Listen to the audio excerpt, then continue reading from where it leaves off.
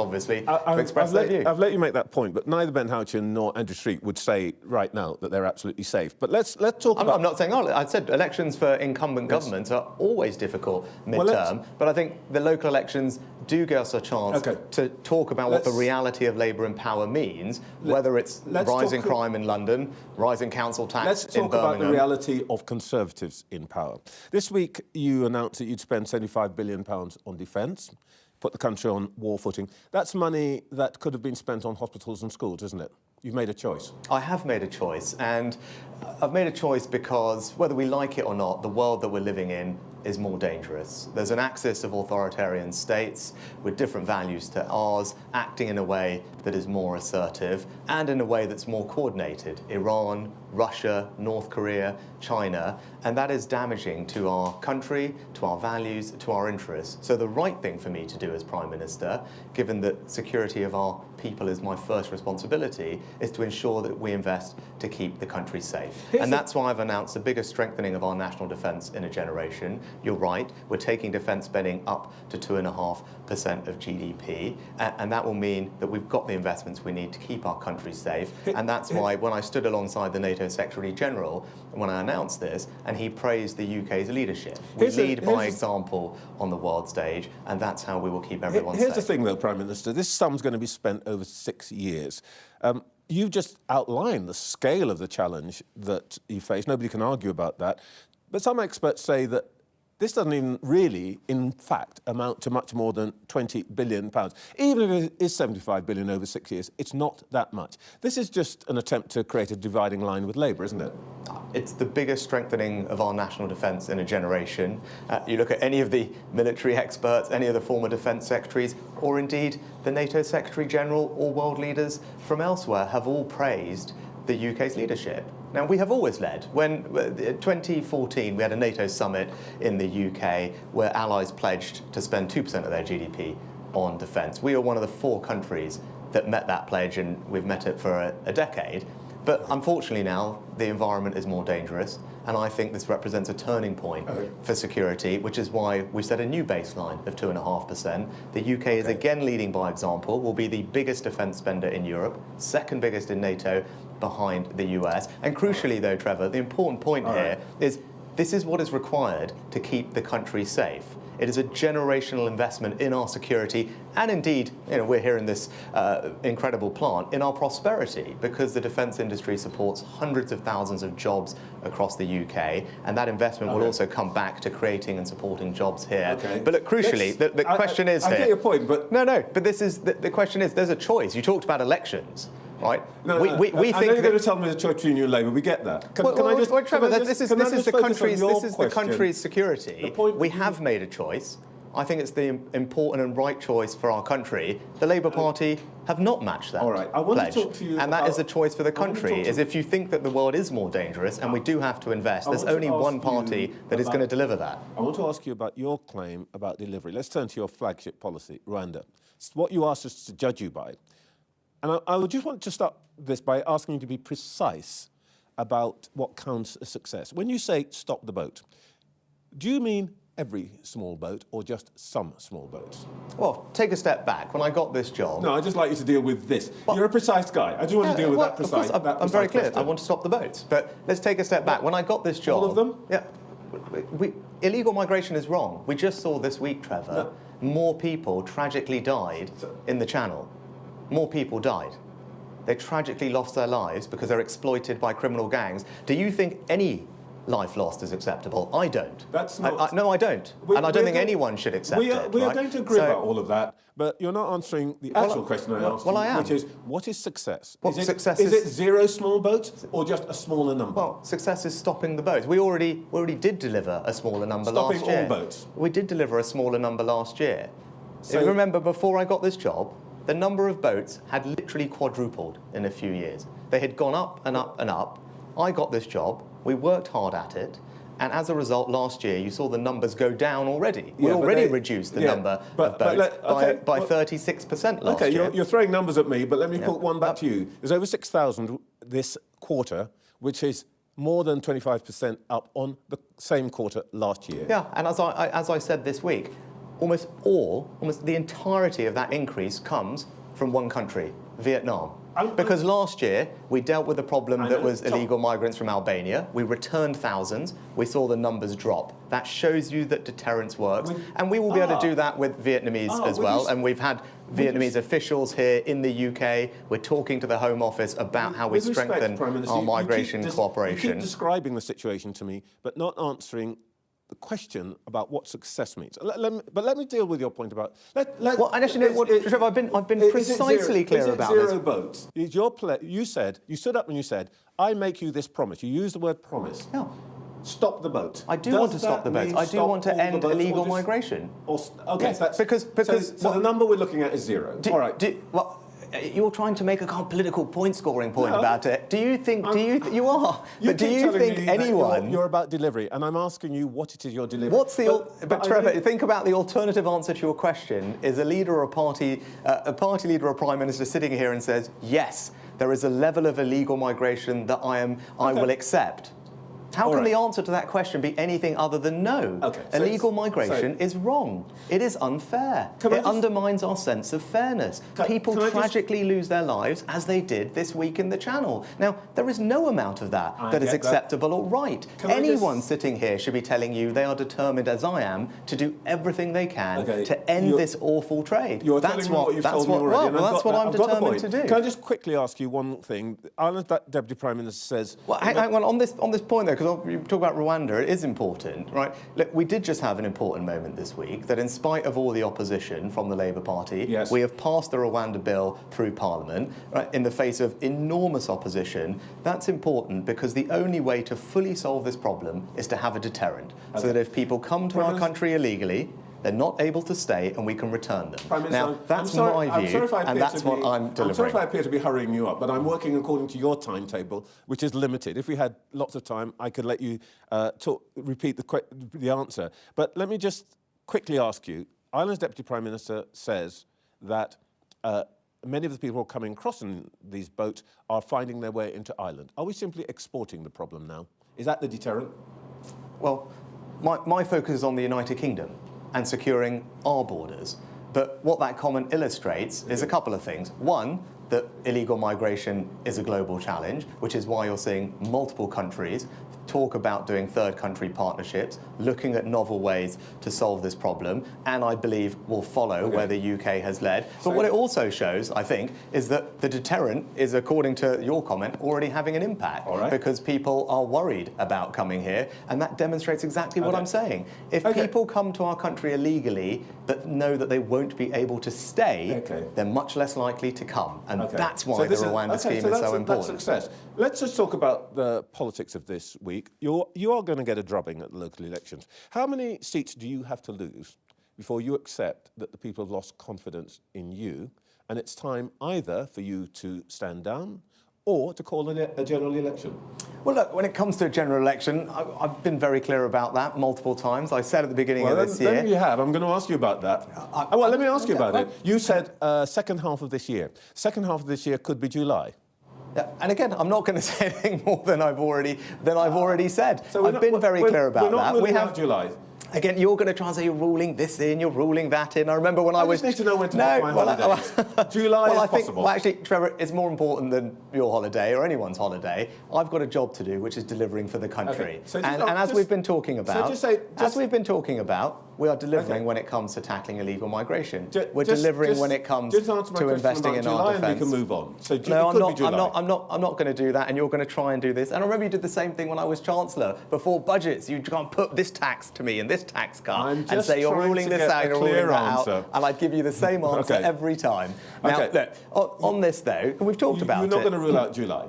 You're going to try and draw whatever conclusion you want from I say. I'm going to always say the same thing. You should just listen to what I've said, the same thing I've said all year. But the point is, there's a choice when it comes to the general election. And look, over the past week or so, you're having a very clear sense, the country can have a very clear sense of what that difference is going to look like.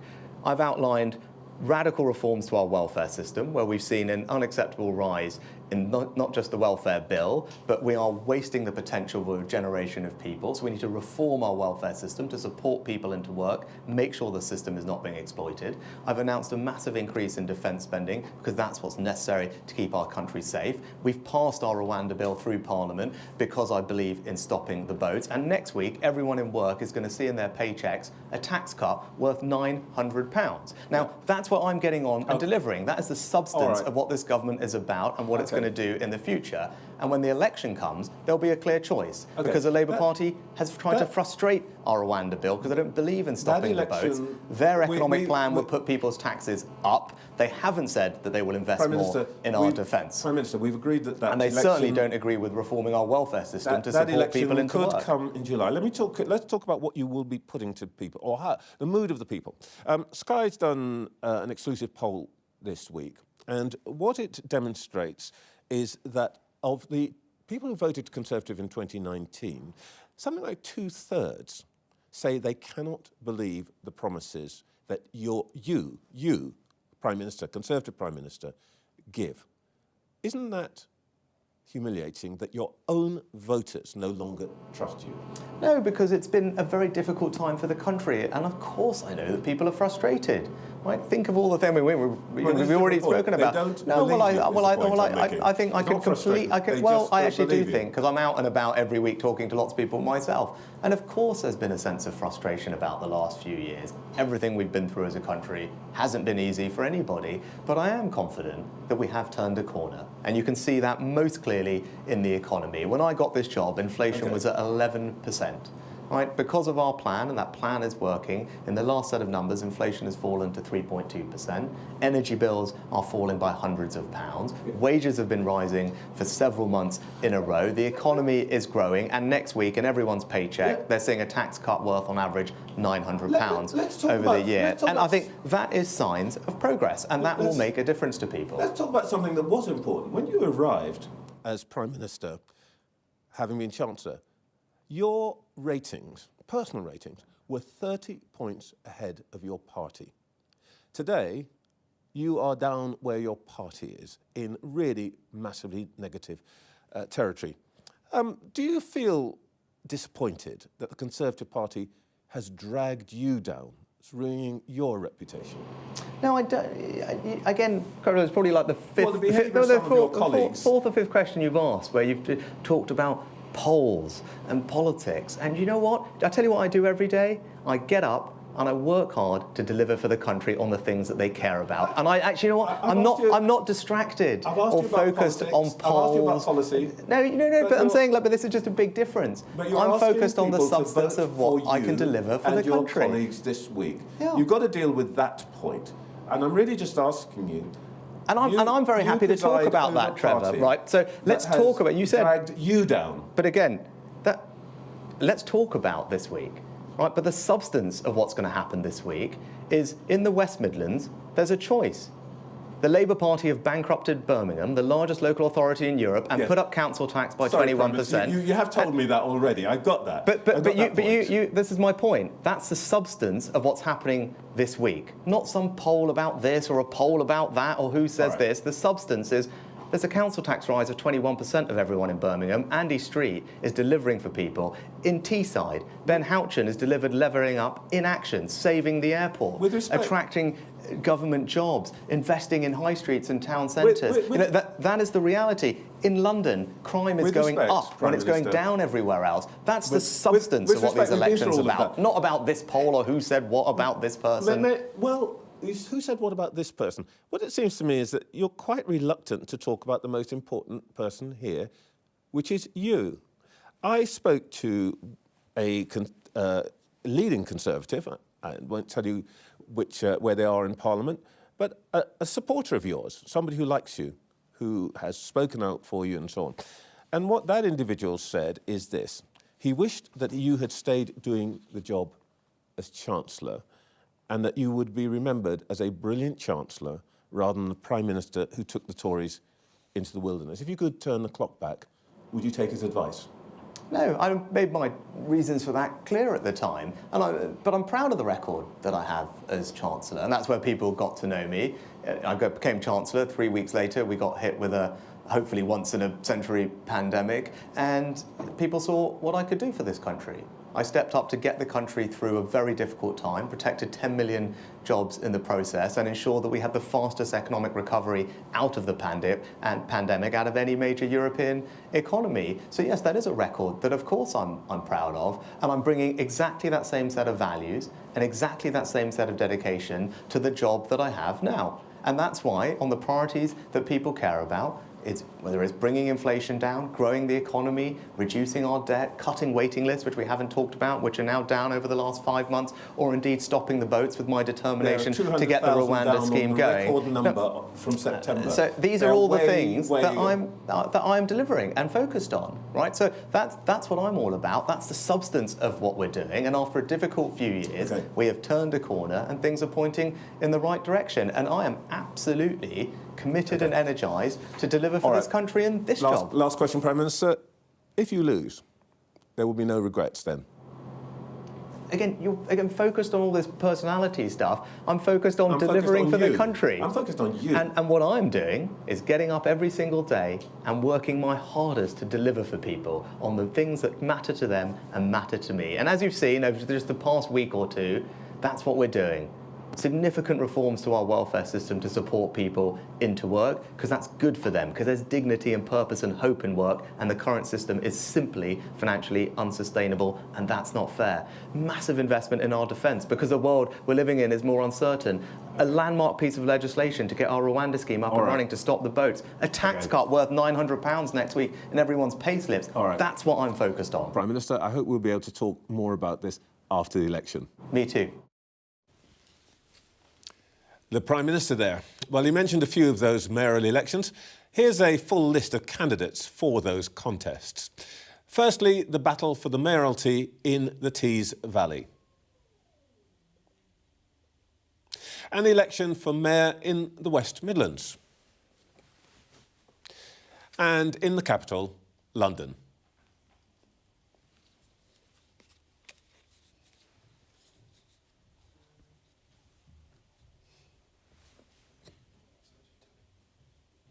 There's an awful lot of them, isn't there? Let's see what our panel made of all that. We're joined all morning by former Number 10 Communications Director to David Cameron, Craig Oliver, CNN Chief International Anchor and journalist Christiane Amanpour, former Number 10 Communications Director to Tony Blair, Alastair Campbell.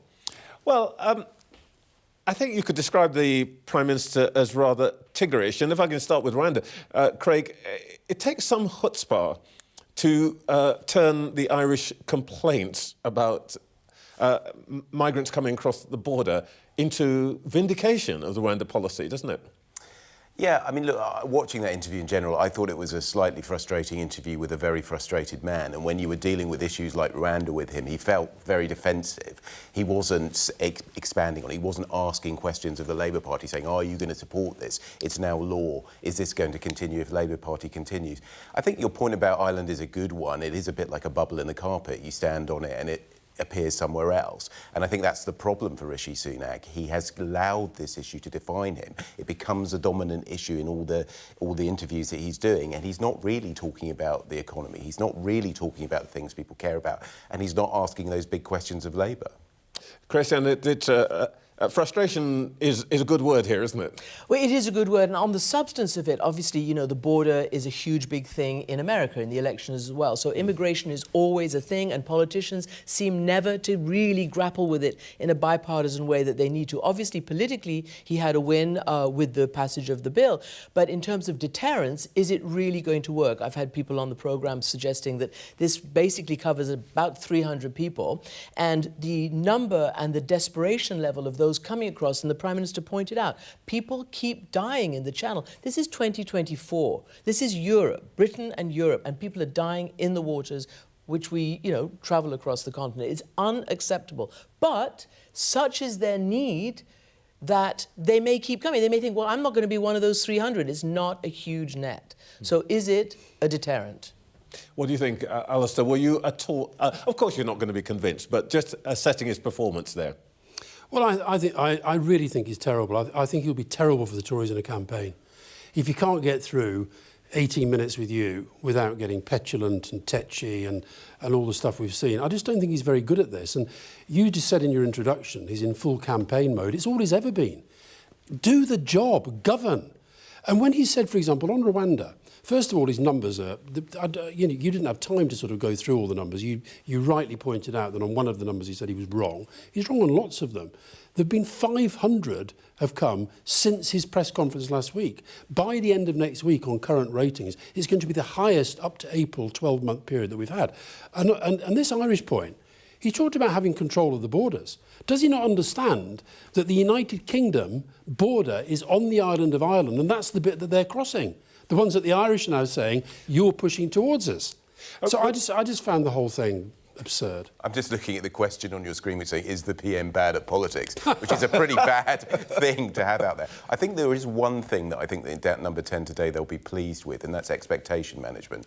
Throughout the media, in your introduction, the expectation, total drubbing on Thursday, cataclysmic results. And I think that they will be pleased that if there is any flicker of hope, if Ben Houchen in Teesside can win or Andy Street in the West Midlands can win, he will be then able to go out and say, I can calm all the speculation in the party, I can go through to November. And I do think that there has been some pretty good expectation management here. I was quite struck, by the way, when we talked about Andy Street and Ben Houchen, that he didn't say straight away, these are great mayors, they're going to win. He's almost accepted that I think the word I used was they're not safe.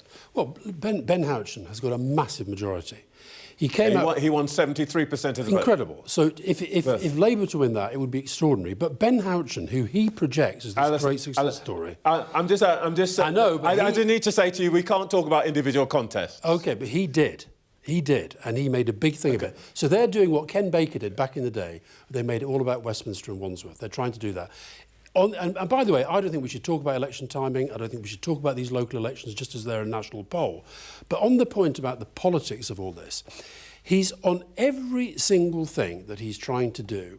He comes up with a new set of promises. He comes up with a new line to get him through the day. There is no governing strategy in what he's doing. And I just think that if he gets in this mode into a campaign, I think he's going to make things worse, not better. Briefly, I think interesting also is the defections that you were talking about. Again, it's represented also in the United States. Look how many of the Republican Party sitting Congress people, they're in the majority in the House, are deciding either not to run again, I mean, not defecting, but not to run again and calling it quits. I find that an interesting moment. It says a lot about what they think they can and can't do in positions of power and authority. We'll come back to the issue of them standing down later on in the programme, because I think that there's quite an interesting thing going on there. But just sticking on the issue of defence spending, Christiane, one of the things that I think politicians often do when things are a bit sticky at home is, if they're in office, go into international statesman mode. The promise of £75 billion, and we can argue about whether it's really 75 or not, but the promise of a boost to defence spending, how is that going to be seen abroad, do you think? Well, I think positively, to be frank, and I think he was correct that the Secretary-General of NATO is obviously very pleased. And also, don't forget, it's, if I can put it this way, a little bit Trump-proofing. If Trump was to come back, he's always on at NATO to step up and match their 2% promise or more. So this is what they're going to do. But more than that, you know, the big issue for the world, for the West, for the North Atlantic and European world, our world, is whether Russia wins in Ukraine or not. Have no doubt about it, make no mistake about it, no matter all the other issues and priorities in the international arena. If Ukraine loses, we all lose. If Russia wins, we all lose, right? And now NATO says that let's be prepared, Europe and Britain, for years of conflict with Russia. So all economies, frankly, and I know that domestically it's very troubling, but all economies are going to have to move to a bigger war footing, make a bigger war economy, because look, they can't even produce what's necessary to make their ally Ukraine win. The number of shells that they need and so on. Shells, ammunition, anti-aircraft defence systems. This is really, really huge, and because of all the other issues, it's getting wiped off the front page. Alastair, were you surprised that Labour wasn't straight out of the traps to match that defence spending pledge? Well, they already had. Keir Starmer did a speech 2 weeks ago saying 2.5%. I actually think it's gone the other way around. I think both of them... But to be fair, he said when the economy allows. Sunak has pledged it by 2030. Yeah, sure. He's given a year. So, I think they're both in the same place, and I completely agree with Christiane. I think this is an election where both Rishi Sunak and Keir Starmer should be putting foreign policy and international politics right at the heart of it, because I think actually it matters a lot more than some of the other things that we're talking about. So I think Labour absolutely understand that they have to be very, very, very strong in defence. And I thought David Lammy did a very long piece, and was it the... He was on my show this last week. Oh, was he? Yeah. But he also did a piece. Let's not start he wrote a very exchanging important piece things about... I think, what did he say? Was it Atlantic? He talked about realism and peace. Craig, of course, Alastair and Christiane are right about the importance of international affairs. But what I think is interesting about this is it's slowly boxing the next administration in. If you speak to former chancellors and the current chancellor, indeed, there is no money. And the reality of a new administration coming in with having to spend this more on defence. The other very interesting thing you said in your introduction today was that Labour has committed to the triple lock for the entirety of the next Parliament. These are major spending decisions, and they stop you being able to spend on other things as well. And that, I think, is perhaps the most interesting thing. We'll come back to that after we've heard from Wes Streeting. But just very briefly, Craig, what do you think that the exchange, never mind the actual words, but the manner and mood revealed about the Prime Minister this morning? I didn't feel it at the time, but some people said since then he seemed a bit tetchy. I think that Rishi Sunak believes that the solution to his current problems is more Rishi. And if he can get up earlier in the morning and do more work and more energy and more effort, and actually in reality he needs to probably change down a gear, step back, be a bit looser. The problem with his interview with you is it was something that it looked like he felt he had to get through rather than an opportunity to expand and talk. What a shame. I like to think that people are coming to have a nice chat with me. Anyway, it's just after 9 o'clock. You're watching Sunday Morning with Trevor Phillips. The Prime Minister has refused to rule out a July election, telling this programme that when it does come, there will be a clear choice for voters. Rishi Sunak said complaints from Ireland that asylum seekers from the UK were going there showed that his plan for deterrence through the Rwanda scheme was working. Lots to come this morning. Shortly we'll hear from Labour's Shadow Health Secretary, Wes Streeting. Plus, with Humza Yousaf fighting for his position as Scotland's First Minister, we'll speak to a man who's held that job for 7 years, Alex Salmond. Let's turn now to Labour. A little earlier, I spoke to the Shadow Health Secretary, Wes Streeting. Wes Streeting, Dan Poulter's defection's obviously a coup for you, but is it a bit odd that someone who credits Tony Blair and Gordon Brown as radically transforming patient care back in 2007 goes on to be a Tory councillor, then a Tory MP, then a Tory minister? Has he explained why it's taken 16 years to realise he was in the wrong camp? Well, I think it's a reflection of the state of the modern Conservative Party. And I think it reflects the disaffection and disillusionment felt by millions of Conservative voters across the country who are thinking about who to vote for at the next general election. And I think it also reflects a changed Labour Party, frankly, that someone like Dan Poulter, who has worked in the NHS, cares passionately about the NHS, has come to the conclusion that only Labour can be trusted with the NHS. And he's just the latest. Remember, we've got the chairman of Iceland, Richard Walker, saying only Labour can be trusted with business. Nick Bowles, the former Conservative minister, who led David Cameron's preparation for government, who says that only Keir Starmer and Rachel Reeves have a serious plan for the country.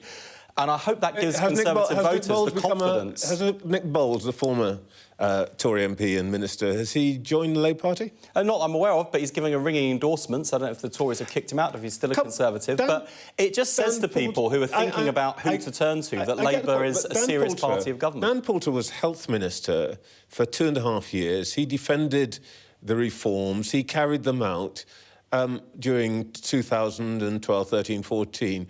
Has he held up his hand to you and said, I'm responsible for some of the problems that I now say are so terrible? Well, I think that's explicit in the article he's written for No, the isn't he? He doesn't say, I was a minister today, and I implemented these policies. Has he said to you, I now think I was wrong? Well, he said in the Observer. I mean, look, you've got people who voted Conservative at previous elections who trusted what they said. When David Cameron said, you can sum up my priorities in not 3 words but 3 letters, NHS. People expected that he would leave the NHS in as good a position as he found it. But we've had 5 Conservative Prime Ministers. Okay. Every single one has left the NHS in a worse position they found it. I don't want to talk more about Mr Poulter, but it's a curious thing. But let's just talk about what Mr Sunak has said. You've seen the interview with him. Do you accept that the increased flow of asylum seekers from the UK to the Republic of Ireland does show that people smugglers are getting the Rwanda message? I do not believe that even if the Rwanda policy is implemented, and the government's got no excuses now, it's gone through Parliament, even if it's implemented, even working at the Prime Minister's best expectations about flights taking off, it is still not going to deal with the problem of small boats. That requires serious solutions. They might not be headline-grabbing solutions, but the solutions of putting the money that's gone to Rwanda into the National Crime Agency so we can have proper cross-border policing to tackle the criminal gangs, speeding up the processing of decision-making, making sure we've got serious returns agreements with other countries. Those are solutions that can work. The Rwanda scheme is a very expensive gimmick, and I don't believe that £2 million per person is an acceptable use of taxpayers' money. You said that you'll get rid of the Rwanda legislation if you're in government. Would you bring the people back from Rwanda? Look, once people are settled in Rwanda, they're settled in Rwanda, and I don't. Well, they won't be settled. They'll be asylum seekers. I don't think we're looking to unpick that situation. What we are looking to do is to move forward in a more serious way to deal with this problem of small boats, to tackle illegal migration, and to get our immigration system back on track. We've had plenty of chances, plenty of prime ministers now under the Conservative Party. So to be clear, for those people who might be in Kigali, you're not going to bring them back if you come into government. The other thing that the Prime Minister was semi-clear about was that he's still holding open the possibility of a July election. Is Labour ready? He should get on with it. We are not just ready, we are, as with the rest of the country, fed up with waiting. I can tell you, having campaigned right across the country in these local elections, the number one question that's asked right across the country is, when do you think the general election is going to be?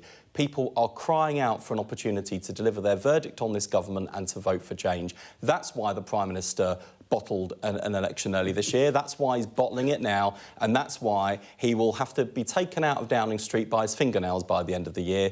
And I thought, in that extraordinary interview, I don't know what planet he's living on. He tells people they're better off. Even after the budget, they are worse off as a result of inflation and other tax changes than they were before. He says that he's making things better. Tell that to people waiting on an NHS waiting list. He's got a cheek to talk about crime. Look at the 20,000 police officers that were lost that they're now trying to put back. That's his record. That's the Conservatives' record. You sound just as bullish as he does. You're very confident you're going to win, aren't you? We're not complacent, but we want a general election. The fact the Labour Party wants a general election, the Conservatives don't, tells you about our pride in the change, the pride in the change that Keir Starmer's delivered and our readiness for government, versus a Conservative Prime Minister who is running scared of the public. But it's really interesting that I'm detecting in your tone a clear confidence that if you went to the polls now, you would win. I think we've got a serious leader and a serious platform and a serious chance of putting this country right after 14 years of Conservative failure, and that change can't come soon enough. All right, let's see what you're going to offer. Let's talk about what you're going to offer the electorate if and when that general election comes. Your leader says this morning that you're going to keep the triple lock on pensions, raising them every year in line with inflation earnings, or 2.5%, whichever is the highest. So Labour's decided to reward rich pensioners at the expense of the health service, police and young people who can't get on the housing ladder. I don't think that's a fair characterisation either of the policy or of the state of the country. When I'm out, in fact, just the other week, I spoke to a pensioner in my constituency who was unloading her shopping, and she stopped me to have a chat because she wanted to tell me that she is worried about the cost of living, that the price of her shop has gone up, and that she is struggling in retirement. And this is someone who's worked hard all her life, lives in a home that she owns, and she is struggling, and she's not able to live the retirement she expected, taking the grandkids on holiday, those sorts of things, because life is too tough. I had an email from another pensioner whose teeth are literally rotten to the extent he won't leave the house. But when we go through your whole inbox. No, but when you make sweeping generalisations about the pensioners, bear in mind those are the people you're talking about, and I think that it's important to bear in mind with pensioners too. Well, if the economic circumstances change, if the cost of living change, they can't go out and earn more money. So we're giving pensioners that certainty, that reassurance that Labour will keep the triple lock. There is no doubt that there are poor pensioners. But here is what the Office for National Statistics says, if you want to talk about sweeping generalisations. Average wealth varied most by age in the UK, with median total wealth amongst respondents aged in their early 60s almost 9 times as high as those aged in their early 30s. 9 times. We are, a wealthy older generation.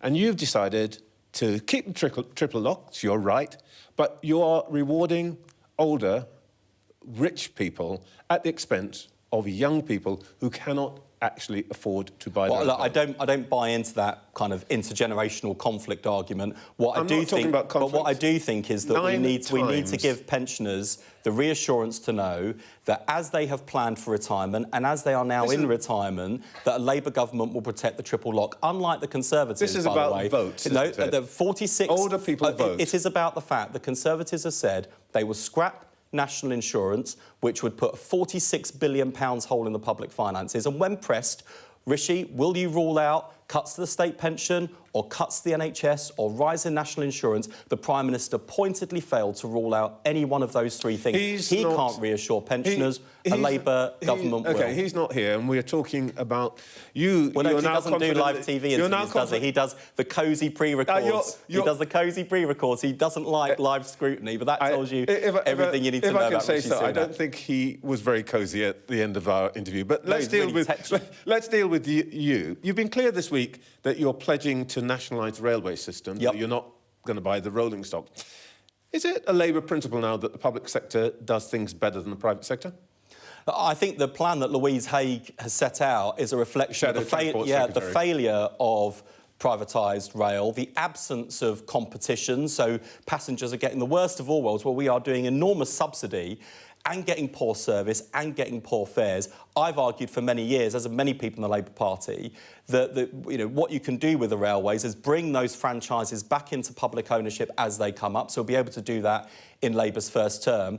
And then we can reinvest the profits and the proceeds into better services and better fares. Because this is for me the kicker on public ownership of railways. They've already enormous public ownership of our railways, but they're owned by French, German, Dutch and Italian taxpayers, and our profits go into their countries, their rail systems, their passengers, their fares. It's time that we had public ownership of our railways so we can reinvest. That's a good gag, but it's true. Is public ownership of our railways going to be something like London's ownership of Transport for London, where the politicians set the price of tickets, where a lot of the funding comes from council taxpayers, and the Transport for London budget had to be supported to the tune of £6.5 billion since 2020, and they had another £250 million last year when they ran into financial difficulty. Is this going to be the future of the railways? Is going to be supported by the taxpayer, come what may?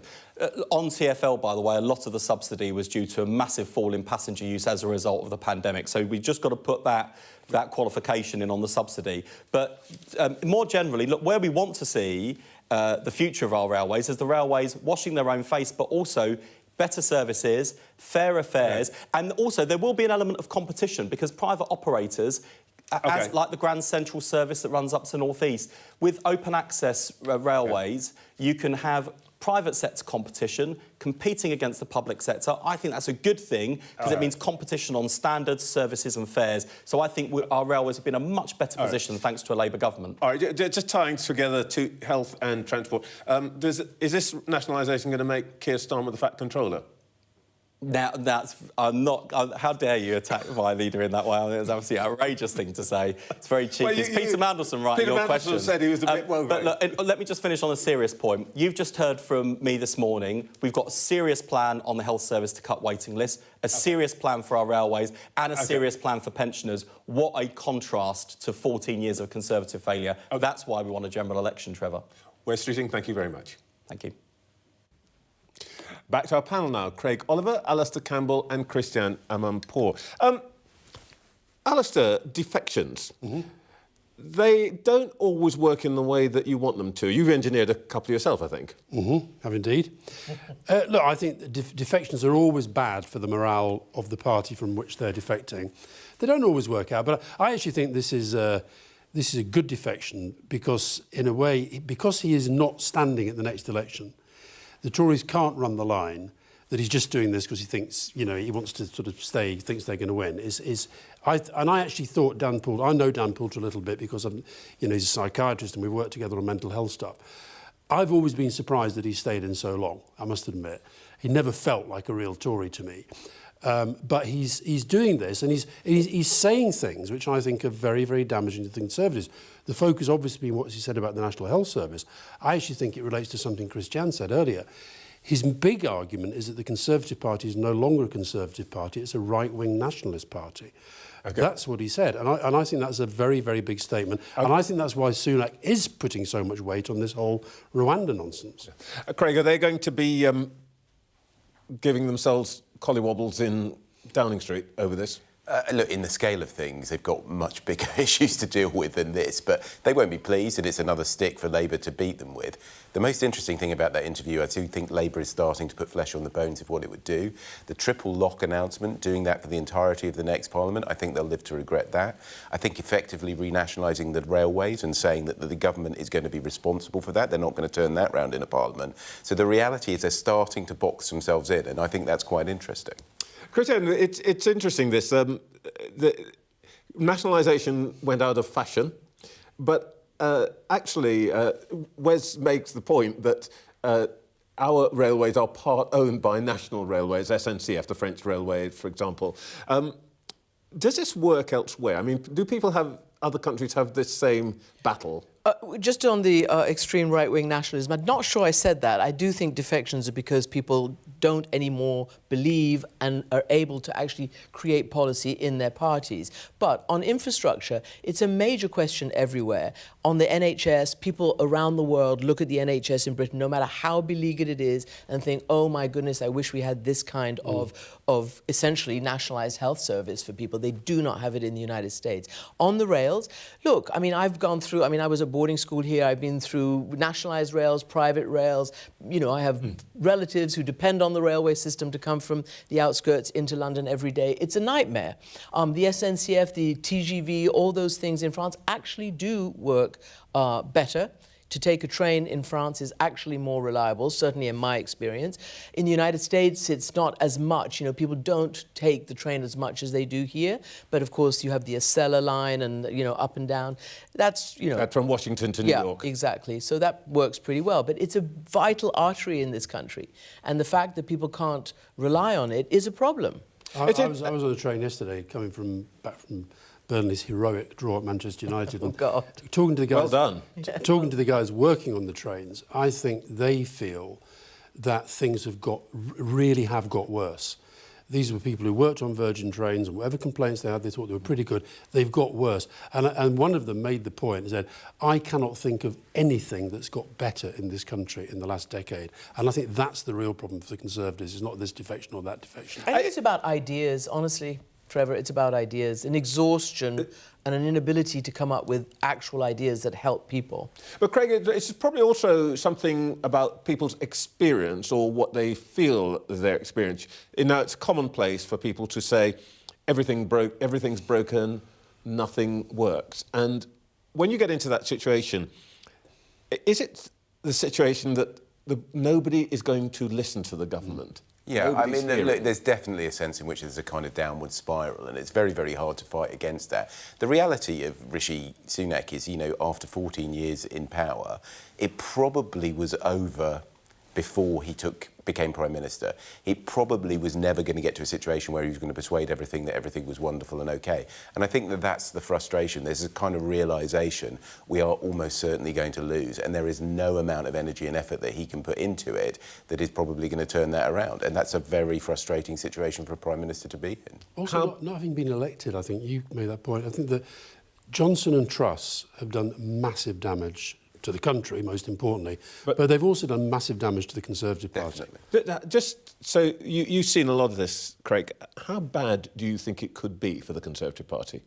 It could be very, very serious. I mean, look, I think that there's a massive sort of spectrum of results that could happen at the next election, which ranges from Keir Starmer just scraping in as Prime Minister to being, you know, having a massive majority. I think nobody is really sure how that's going to shake out, but I think that most people are as certain as they can be that there will be a Labour government. And I think what's going to be interesting is if it does drag out to November the 14th, which I think Rishi Sunak wants it to, he wants to try and go as long as possible, are we going to see more and more pressure on the Labour Party? Say, what are you going to do? The spending issue is a real serious problem for whoever the next administration is.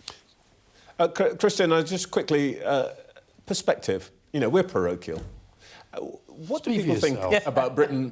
What do people think about Britain now? Do we look like a sort of broken country, or do people... No, I don't think that. I think obviously still in Europe there's a lot of disappointment about Brexit still, and we can see the friction still in trade and just stuff that, you know, you go to the shops to buy and you can't get like you did. Our young people who can't go abroad and be sure of being able to live and take jobs and things like that. And also Britain always used to punch above its weight, and that question about that now.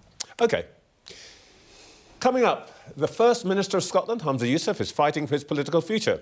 We'll talk to a man who's done that job and led his party for many years. Alex Salmon next.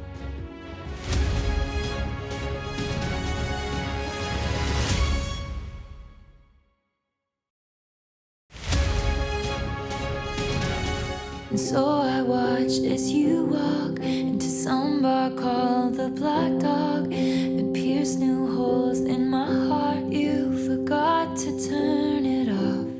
It's been absolutely amazing, honestly. We've had so many lovely Swifties kind of turn up, book in, rock up.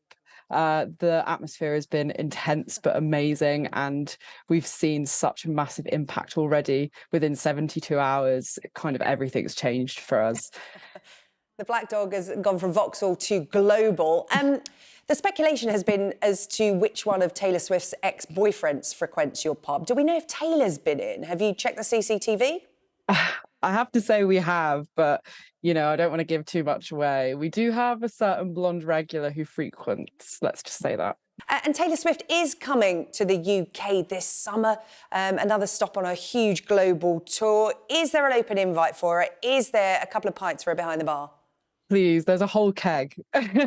Honestly, we'd love to have her. But, you know, the Swifties have been amazing. We're already booked out for her tour dates. We're thinking about opening, you know, earlier, later as well. So the impact has been immense. The impact on socials have been crazy. You know, it truly is the Taylor Swift effect. But it's been such a tough time, hasn't it, for the hospitality industry? What does this mean to the Black Dog? I mean, you know, it has been a tough time, and one of the things that we're so thankful for is this opportunity. You can't plan for this. You can't buy this. You know, it's kind of a one in a million thing. And, you know, we want to honour this kind of opportunity that we've been given, but also keep our identity as, you know, a staple pub in Vauxhall. So we're looking for balance, but we're looking to, you know, embrace the Swifties.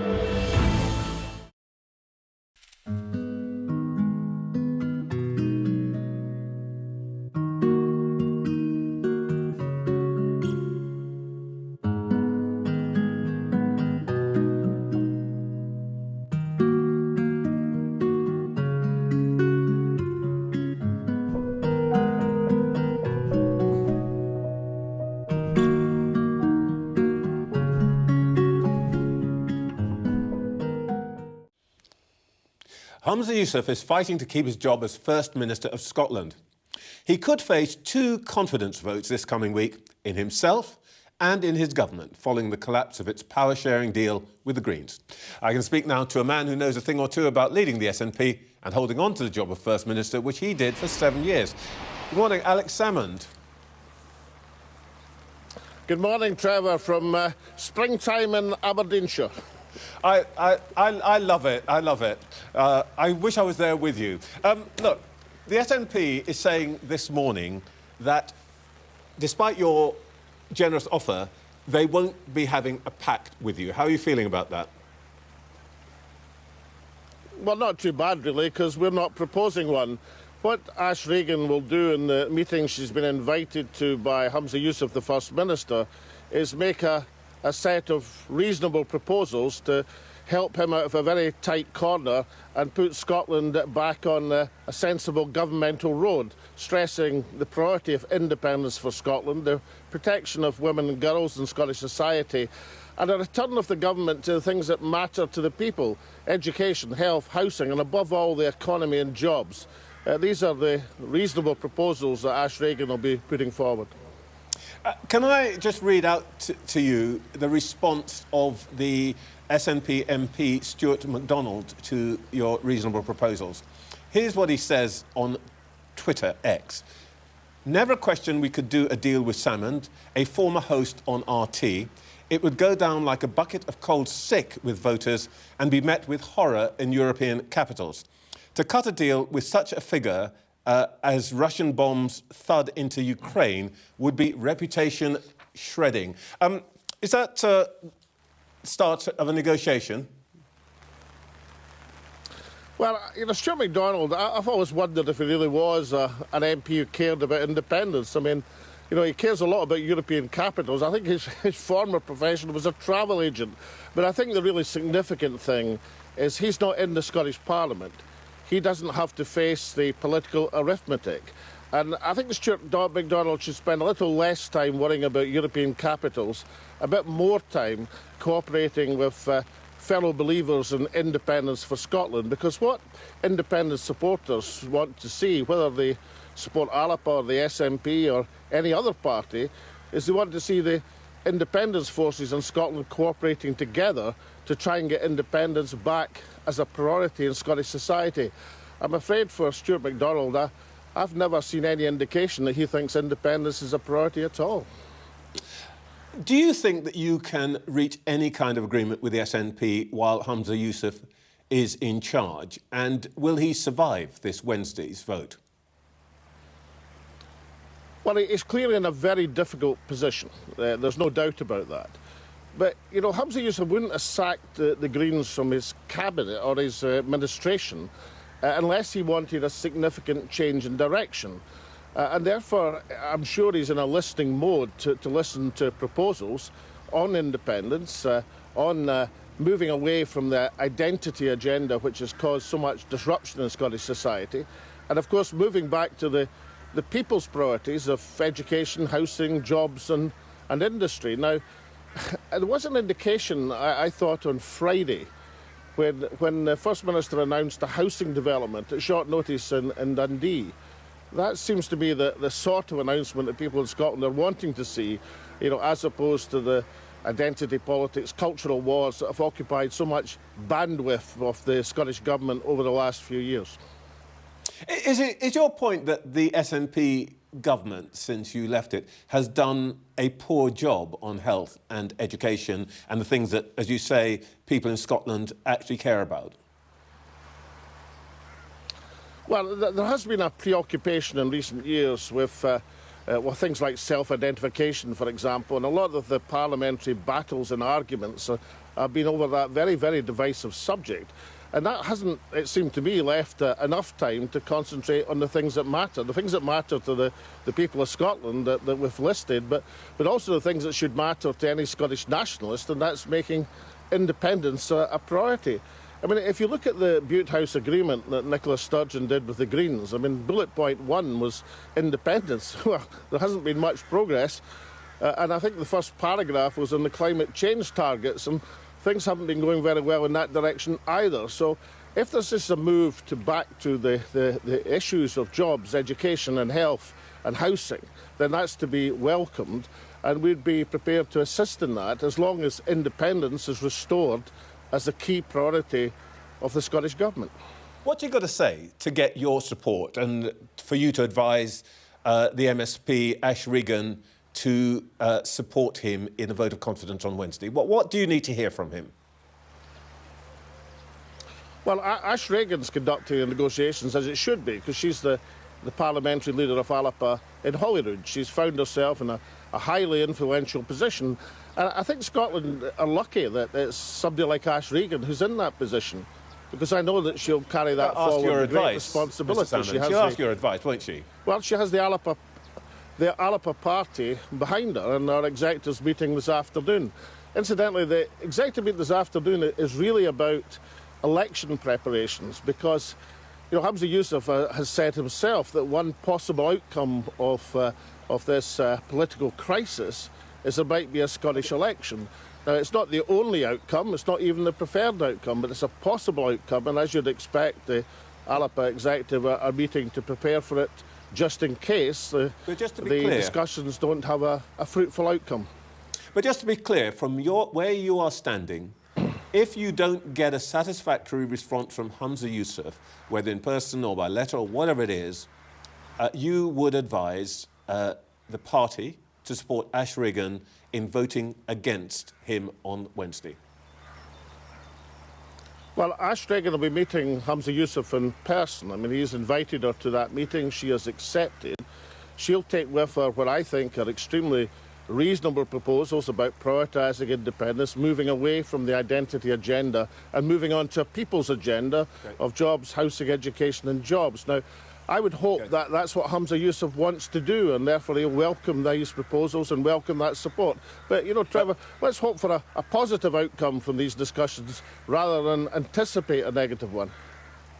But you won't be shedding any tears if he's gone on Wednesday, will you? Well, I was interested in... I mean, a lot of people have attacked Hamza Yousaf for sacking the Greens from his government. But, I mean, if we take away the personal relationship stuff between the Greens and the bad blood they have and all the rest of it, it does indicate that he wants to change direction. Now, if that is genuinely what Hamza Yousaf is trying to do, he is running a minority administration. That's very difficult. When you run a minority administration, you have to reach agreement with at least one of the opposition parties. He's trying to do that. Alex, I'm so sorry. Going to be putting forward reasonable proposals. Let's hope he accepts them. Alex, I'm so sorry we have to stop now. Thank you so much for your time this morning. Not a problem. In just a moment, we'll take a closer look at the upcoming local and mayoral elections.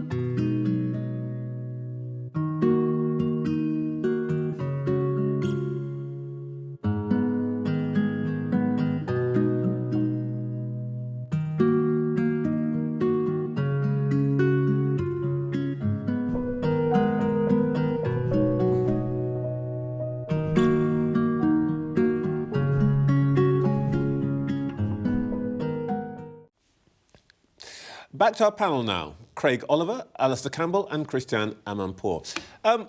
Alastair, Alex Salmond, I don't know what the Scottish equivalent of an olive branch is, but he was definitely holding that out to Humza Yousaf, wasn't he?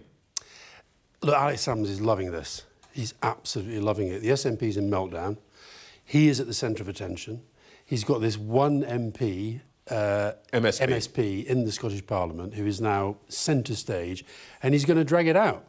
And I think it's very interesting what's going on. I think Humza Yousaf's in real trouble.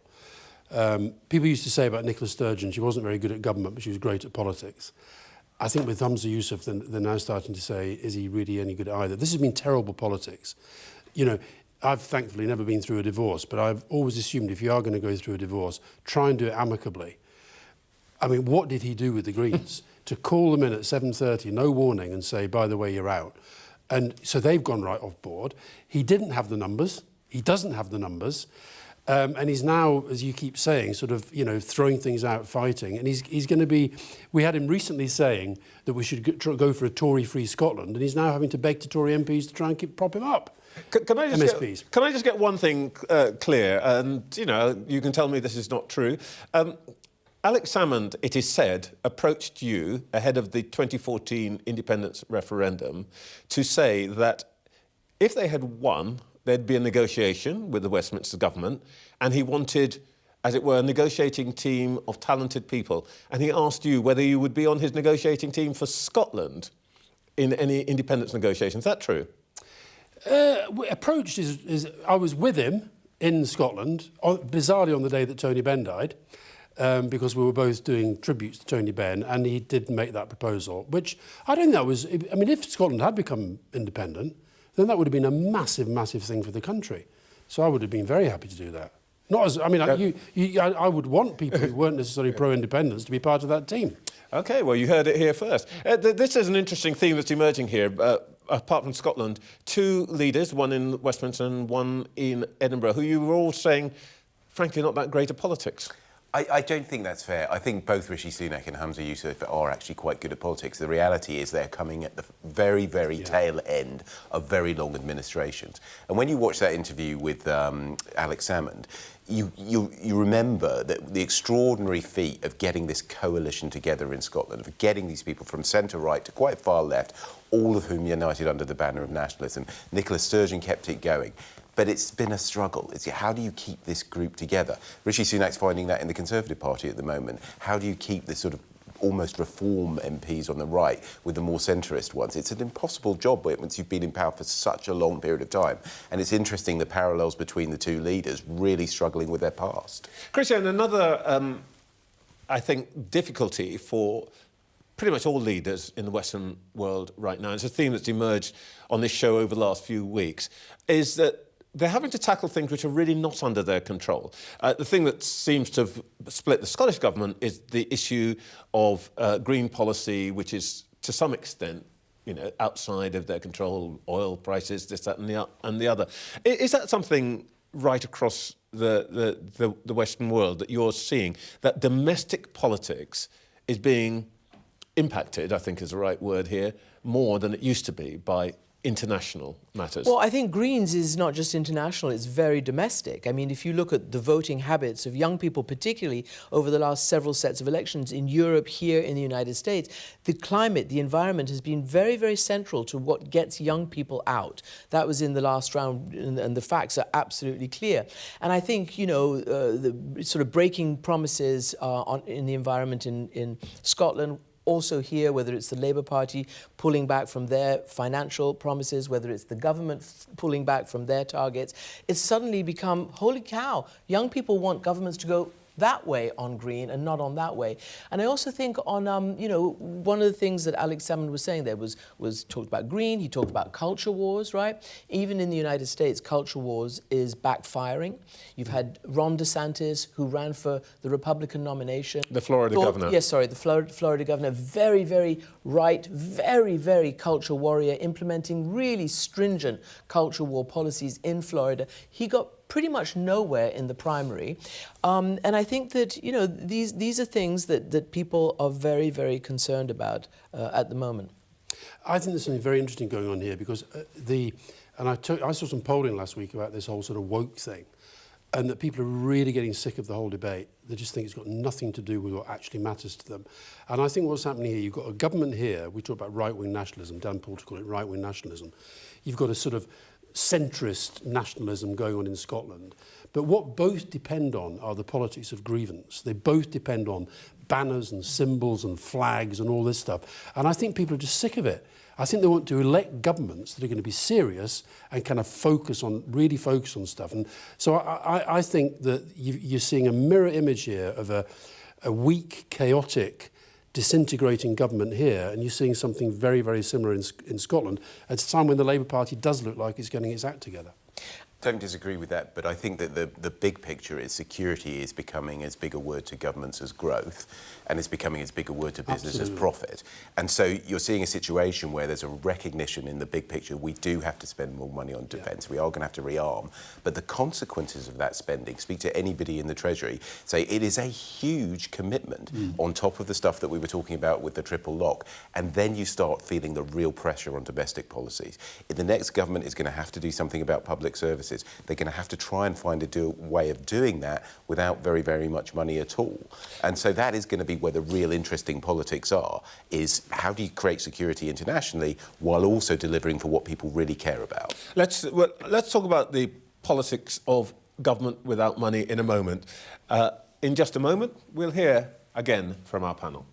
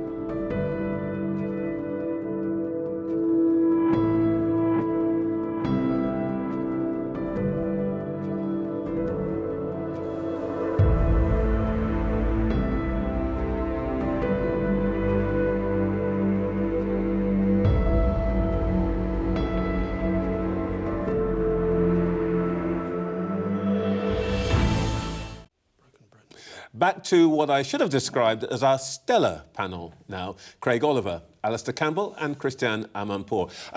Christiane, we were talking about young people there, and of course the worldwide story now is of the campus occupations, which are surrounding Gaza and Israel. We can come to the issues of freedom of speech and so on in a moment, but what is this telling us about young people's engagement in politics? Massive. It's massive, and particularly this generation, which is seeing governments engage in foreign policy decisions that they just disagree with. You know, young people see David and Goliath, no matter where it is, right? Russia, Ukraine, Israel, Gaza, civilians, wherever you might say, Vietnam War, for instance. And they go out and they try to hold their administrations accountable. So what's happening on campus, Columbia was one of the first ever US major campuses to really have, whether it's Vietnam protests or whatever. So now they have this encampment. And cut a long story short, their president was hauled before Congress, the Republican hearing, like all the other Ivy League presidents. She was deemed to have done well by insisting that if there was any suggestion of anti-Semitism and calling for genocide, and that would violate Columbia's rules. And so she was deemed to have done well. But the problem was, she came back, and as this thing was continuing, for whatever reason, she called in the New York City Police, NYPD. And so that ignited the flames of this, and it has now spread across the country. And it's a really significant issue because it's pitting, you know, unfortunately in this case, student against student. No. Small numbers, but nonetheless, in some cases, unacceptable behaviour. And that, you know, there's so many layers to these protests, whereas the students, on the whole, want to see an end to the killing of civilians in Gaza, which is a legitimate wish for any human being, because huge international humanitarian laws are being violated. It's actually stopped the university working. There are no in-person Well, they're doing classes. it online. It's all online. It's interesting, this, Alastair, isn't there? There's something happening here that we haven't seen for a while. We haven't seen it for a while. I think if you think back to the protests that there were during the Vietnam War, I don't think it's yet on that scale. No. But I think it could get there. And I also think that there was a fascinating piece in the Financial Times yesterday, somebody who works at Columbia, very, very critical of the way that they're handling it, because they think that this is sort of really impinging upon the role of universities in national life and so forth. And some of the police activity has been pretty crazy. I had members of my family who went on the march here yesterday and came back and said, saw no anti-Semitism, saw no even hint of violence, saw very good policing. So I think it's still, you know, I don't think we should exaggerate it. I think America is already even more polarised than we are in their politics, and that's. But I think there is. Christiane's right about this thing about the younger generation. I think sees things much more clearly. It's much harder now for politicians to give nuanced positions. Yes. And I think on this, it's becoming one of those issues. And I think it could really damage Biden in the election. It does have to be said, though, Alastair, that though we shouldn't, as you say, exaggerate things, for some people, particularly Jewish communities here and Jewish students in universities on this side of the water and in the United States, it feels very different. It feels very, very, very... Which is why we said it's unacceptable to threaten or intimidate anybody. And the problem with these protests is, unlike Vietnam, where it was students against the administration... It's student against student. And against the administration with the divest calls, but also somewhat against student. It's that piece that is creating the harm and the angst amongst Jewish students on campus. Craig, I just wanted to get to... Craig, what I really wanted to get at is that it seems to me unusual, anyway, in politics, for foreign affairs to be creating such energy, even if it's amongst an activist section of the population. Yeah, that's certainly true. And I think that, you know, American presidential politics regarding the Middle East was always relatively simple in the sense that you just supported Israel. And what is becoming increasingly clear in the States is that position going to work for a presidential candidate? That's going to be a real problem for them. And I think you're right. It has the capacity to shift the agenda, to become incredibly noisy, and to also affect electoral politics. This is a big election year, and it's having an impact. It might not have done in an early or middle of a parliament or presidency, but this is an election year and it's certainly an issue. But Trevor, but there have been elections in the past. I mean, if you think about to the sort of Thatcher-Kinnock era, you know, defence, massive part of the electoral debate. Europe, in recent generations. I think foreign policy has always been there, but I was saying earlier, I think it's in the interests of both of the main parties to put it at the centre rather than to avoid it, because I think the public understand now, much better than they've ever done, that foreign policy and domestic policy but are also far more closely related. A lot of this stuff, as I was making the point about security becoming as important as growth to governments, a lot of this stuff does feel existential, doesn't it? You know, if there is a proper war in the Middle East, if Putin is emboldened over Ukraine and decides to go further, all of this stuff feels like it matters. Christiane, you know, our election is going to be important and we will care about it, but there's no question what is the big gorilla of an election? India. Well, yeah, I mean, he's right in a way, but you're right. 4 billion people, apparently, according to the numbers, are going to the polls this year, 2024. Right, except we know who's going to win that one. But, but in the United States, it seems to be even Stevens. Nobody quite knows what's going to come out. How are you reading it? Well, look, I was talking to my distinguished panelists before, we were discussing. Certain polls seem to be breaking towards Biden. Other polls, you know, it's too early to really take polls right now. And I've been burned, and we've all been burned, how many times, by the inside the bubble folks getting it wrong every single time. All the last previous American elections, they called it wrong, including in the midterms. Trump has not won an election since 2016, period, end of story. He hasn't. And Trumpism hasn't won. He's also on trial. Again, we don't know how that's going to break for him. In the hush money case, it seems to be not going his way. In the Supreme Court case about whether he has immunity or not, maybe a little bit of this, a little bit of that, we're not sure. But we're just not sure right now. But I will say, you know, your Foreign Minister, Foreign Secretary David Cameron went to visit Trump in Mar-a-Lago, and talking about security and foreign policy, we've been told, although he won't talk about it, that he also convinced Trump to make those MAGA Republicans in Congress break for aid to Ukraine before it was too late. OK, 20 seconds each of you. Effect of a potential Trump presidency on us? End of democracy in America, and therefore massive impact around the world. Awful. Totally awful. Cannot happen. Don't sit on the fence there, mate. Yeah, I think it's a real issue for the international institutions. The only hope we've got is that he's a pretty feckless guy, and when he wakes up in the morning, he sometimes changes his mind. And lots of people who thought they could influence him in the past haven't. That's our only hope. But look, they seem to have their act together more, and I think it's a real problem for the world if he becomes president again. Very quick, Trump or Biden to win? Biden. Biden. My gut says Biden, but that Just means it's probably wrong. OK, we've got it on tape now, and we'll hold you to it. That's it for this week's show. I will be back next Sunday. It's been a pleasure to be with you this Sunday. As always, don't forget to watch Sophie every evening this week, especially local elections on Thursday. See you next week.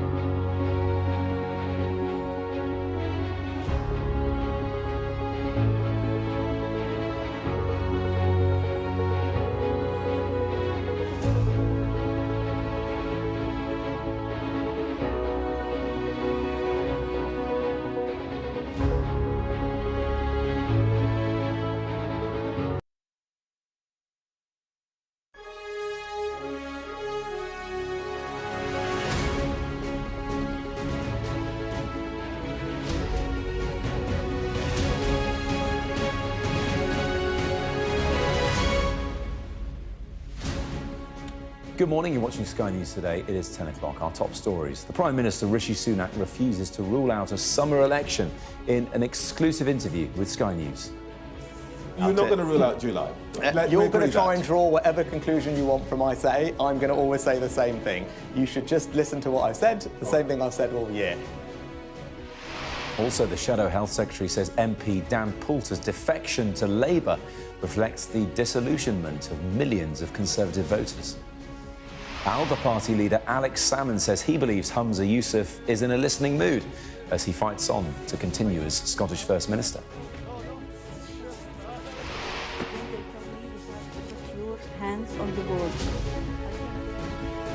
The Palestinian mother whose daughter was taken away at gunpoint by Israeli troops. Here, the Archbishop of Canterbury says he's deeply concerned by Leah Nasir's arrest. In sport, Arsenal head to Tottenham for a North London derby that could decide the Premier League race. And in Venice, the Pope meets the prisoner artists behind a hit show at the Biennale.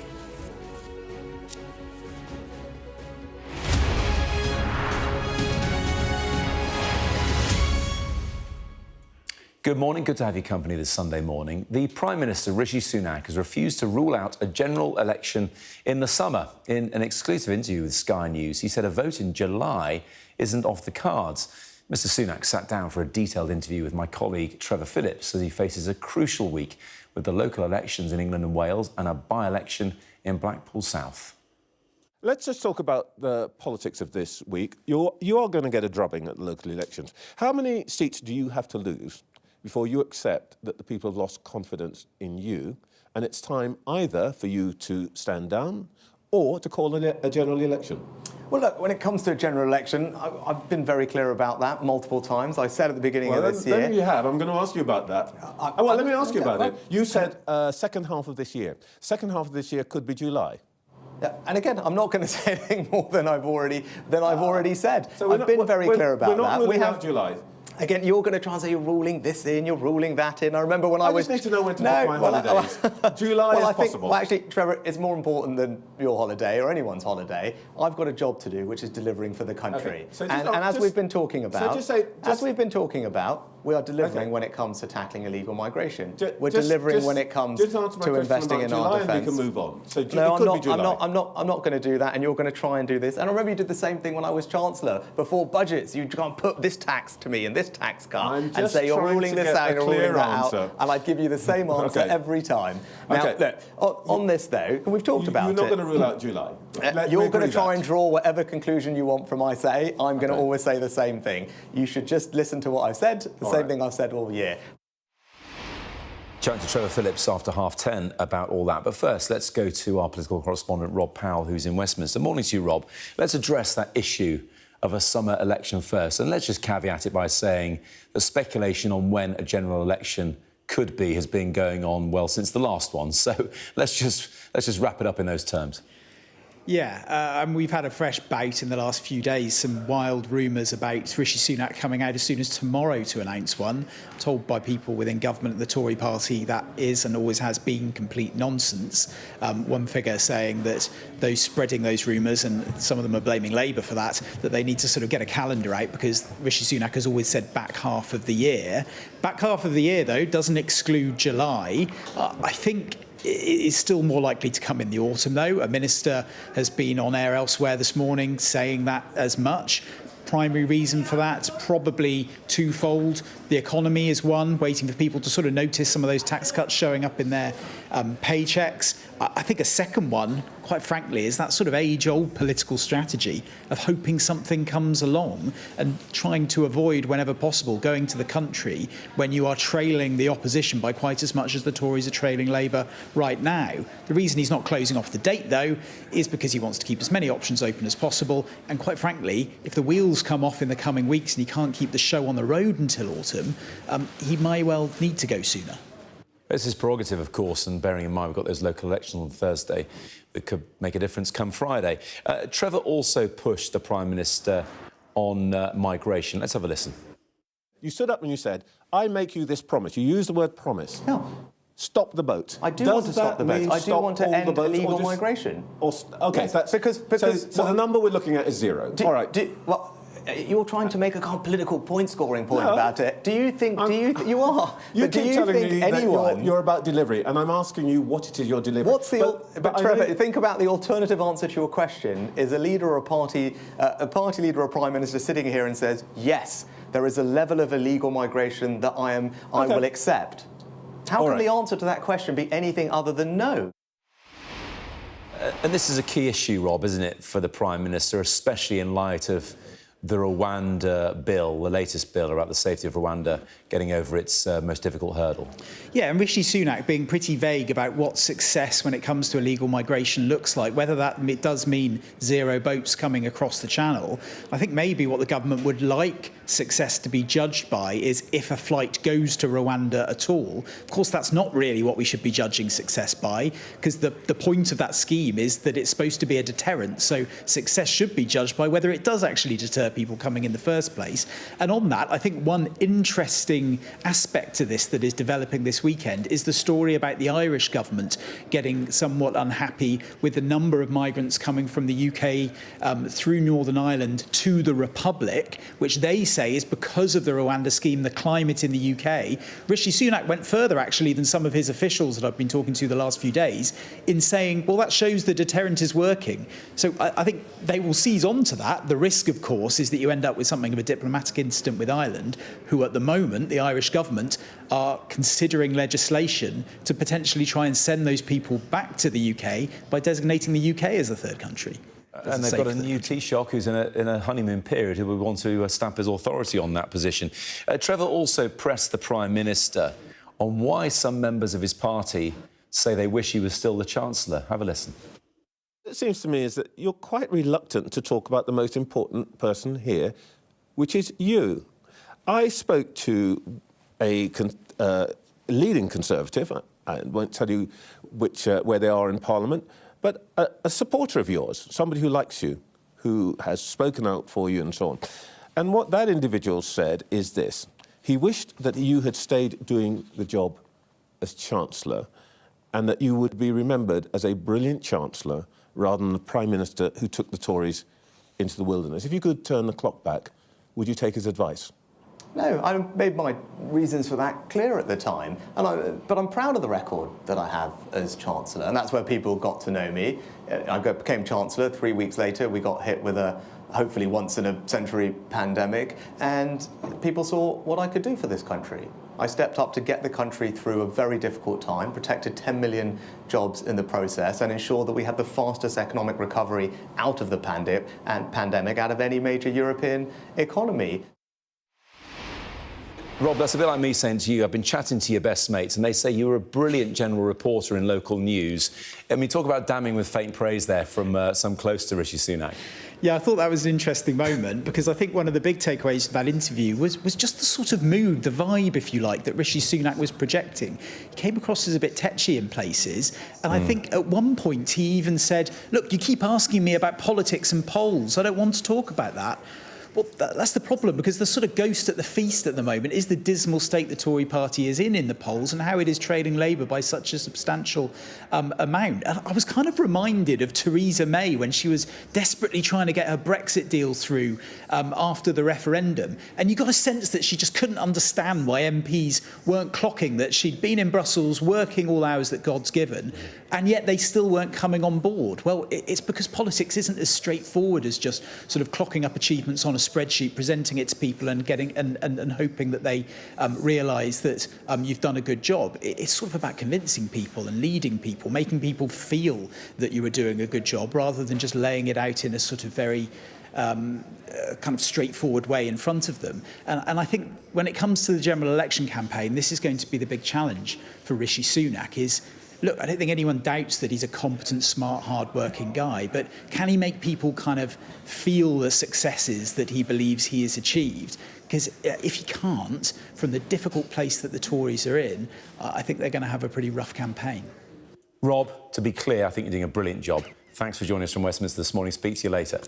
Also on Trevor Phillips this morning, the Shadow Health Secretary, Wes Streeting, said Dan Poulter's defection overnight to Labour reflects the disillusionment of millions of Conservative voters. The former health minister, Mr Poulter that is, or Dr Poulter I should say, is also a part-time psychiatric doctor, quit the Conservatives, saying he can no longer look his colleagues in the NHS in the eye. Mr Streeting's told Trevor the defection was a sign of a changed Labour Party. Well, I think it's a reflection of the state of the modern Conservative Party. And I think it reflects the disaffection and disillusionment felt by millions of Conservative voters across the country who are thinking about who to vote for at the next general election. And I think it also reflects a changed Labour Party, frankly, that someone like Dan Poulter, who has worked in the NHS, cares passionately about the NHS, has come to the conclusion that only Labour can be trusted with the NHS. And he's just the latest. Remember, we've got the chairman of Iceland, Richard Walker, saying only Labour can be trusted with business. Nick Bowles, the former Conservative minister, who led David Cameron's preparation for government, who says that only Keir Starmer and Rachel Reeves have a serious plan for the country. More from Trevor after 10:30. Now, some of today's other news, and hundreds of people have been demonstrating in Istanbul demanding aid be allowed into Gaza.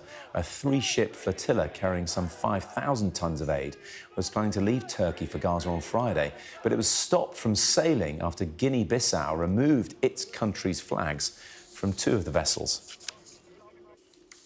Disgraced former Hollywood producer Harvey Weinstein has been taken to hospital in New York for tests. It comes just days after a court overturned his 2020 rape conviction, finding the judge in the trial made improper rulings. But Harvey Weinstein is not a free man. He was convicted of another rape in 2022. Pope Francis has arrived in Venice, where he's visited a women's prison to view an art show there.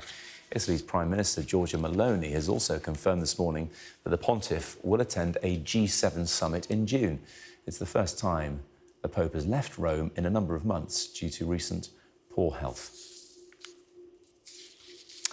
Now, speaking to Trevor also this morning, the Alba Party leader Alex Salmond appeared to offer Humza Yousaf a bit of an olive branch. The current First Minister is fighting for the leadership of Scotland and expected to meet with Ash Regan, the Alba Party's sole MP, formerly an SNP member, potentially holds the deciding vote in a no-confidence motion in Mr Yousaf expected later this week. Mr Salmond said he was sure the First Minister would be open to listening. Well, he's clearly in a very difficult position. There's no doubt about that. But, you know, Humza Yousaf wouldn't have sacked the Greens from his cabinet or his administration unless he wanted a significant change in direction. And therefore, I'm sure he's in a listening mode to listen to proposals on independence, on moving away from the identity agenda which has caused so much disruption in Scottish society, and of course moving back to the people's priorities of education, housing, jobs and industry. Now, there was an indication, I thought, on Friday when the First Minister announced a housing development at short notice in Dundee. That seems to be the sort of announcement that people in Scotland are wanting to see, you know, as opposed to the identity politics, cultural wars that have occupied so much bandwidth of the Scottish Government over the last few years. Talk about this now with Henry McLeish, who was First Minister of Scotland from 2000 to 2001. Good morning to you, Henry. If you were still First Minister, how would you deal with this? Well, it's a mess, it's an embarrassment, and it's all been created by the Scottish National Party. And of course, Alex Salmond would say what he's saying because essentially he wants a role back in Scottish politics.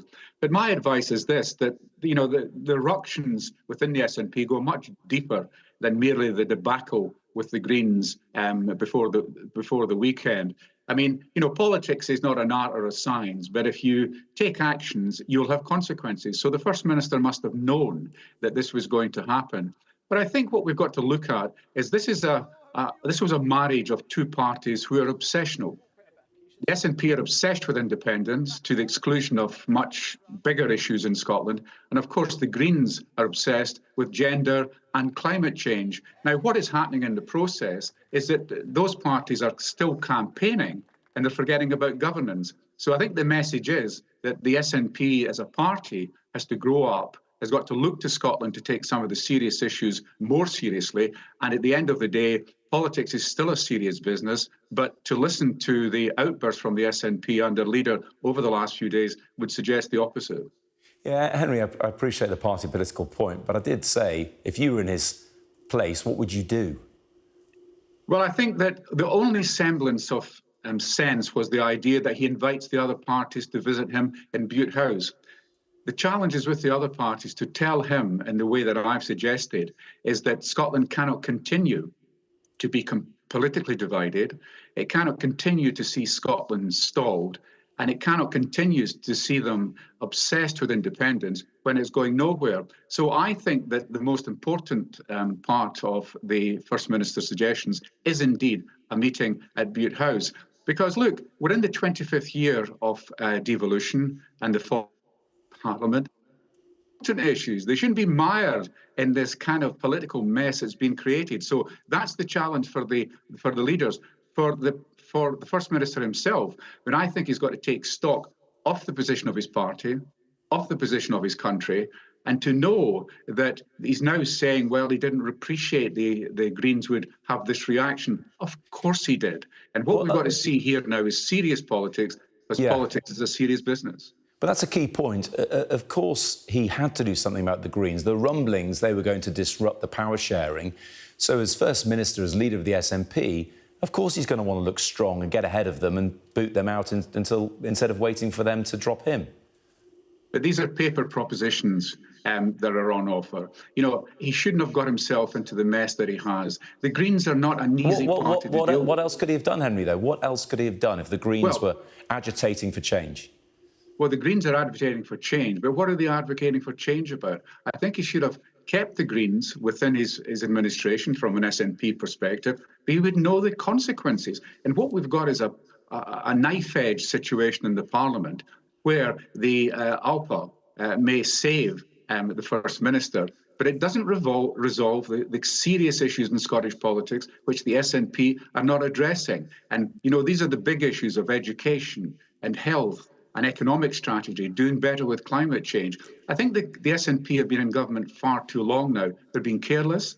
They're treating the electorate with an element of disrespect. So my belief is go ahead with the meeting in Bute House with the other party leaders, but for the other party leaders to show him and explain to him that what is happening in government and in their party is not to the benefit of Scotland.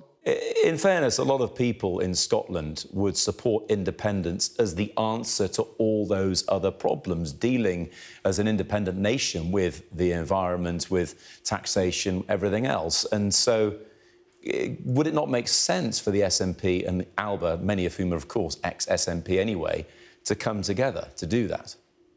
Well, they are in a way coming together. You know, you've got this kind of phony war between the two of them. And of course, Alec is not liked by most of the people in the SNP, but he's ambitious, he's cunning. And what you might see as an overture is the SNP to agree to not fight certain ALPA seats. But look, this misses the wider point that Scots, I think, are very restless. They don't like status quo unionism and they don't like independence. Clearly, since 2014, through the Sturgeon years, the dial hasn't shifted. And indeed, you could argue that independence is less popular than it has been. The SNP have got to face up to the realities of politics. Scotland is going nowhere. Independence is going nowhere. And the country is more divided today than it has been in the 25 years. And again, this is the tragedy. Scotland has a lot to offer the UK and Europe about what has happened in the last 25 years. Great legislation, inspiring legislation, and indeed a nation that wanted to be ambitious and go forward. This is not happening. So the bigger debate in Scotland is to get the SNP to learn that they must address themselves to the bread and butter issues of Scots, rather than being obsessed with independence, where every single step they take is couched in the need to show that independence may or may not work in the future. Fine. That's a debate that's still got to be had. But at the present time, the SNP should start to focus on the issues that Scots regard as important and not continue with this constant stream of if only we were Norway, if only we were Denmark, if only we were Nordic countries. We are Scotland. We have a great story to tell, but the SNP are currently letting us down. Well, this time next week, we'll know if Humza Yousaf is still in position or if it's untenable, and we could have another First Minister on the cards. Henry McLeish, thanks so much for joining us on Sky News today. Thank you. Still to come. More on what we learned from Trevor's interview with the Prime Minister, Rishi Sunak, this morning. And after yesterday's action and more to come today, Jackie Beltrán will be chatting to me to look ahead to another huge day in the Premier League. The humble pencil, a simple yet revolutionary invention. It's been used to write your favourite songs, stories that changed your life, and for when, well, you've changed your mind. Useful for having fun, for notes, research, to illustrate, and to vote. But on May the 2nd, the story won't end with your cross in the box. For detailed coverage, simply outlined, and a fresh perspective on the local elections. Get the full story first on Sky News.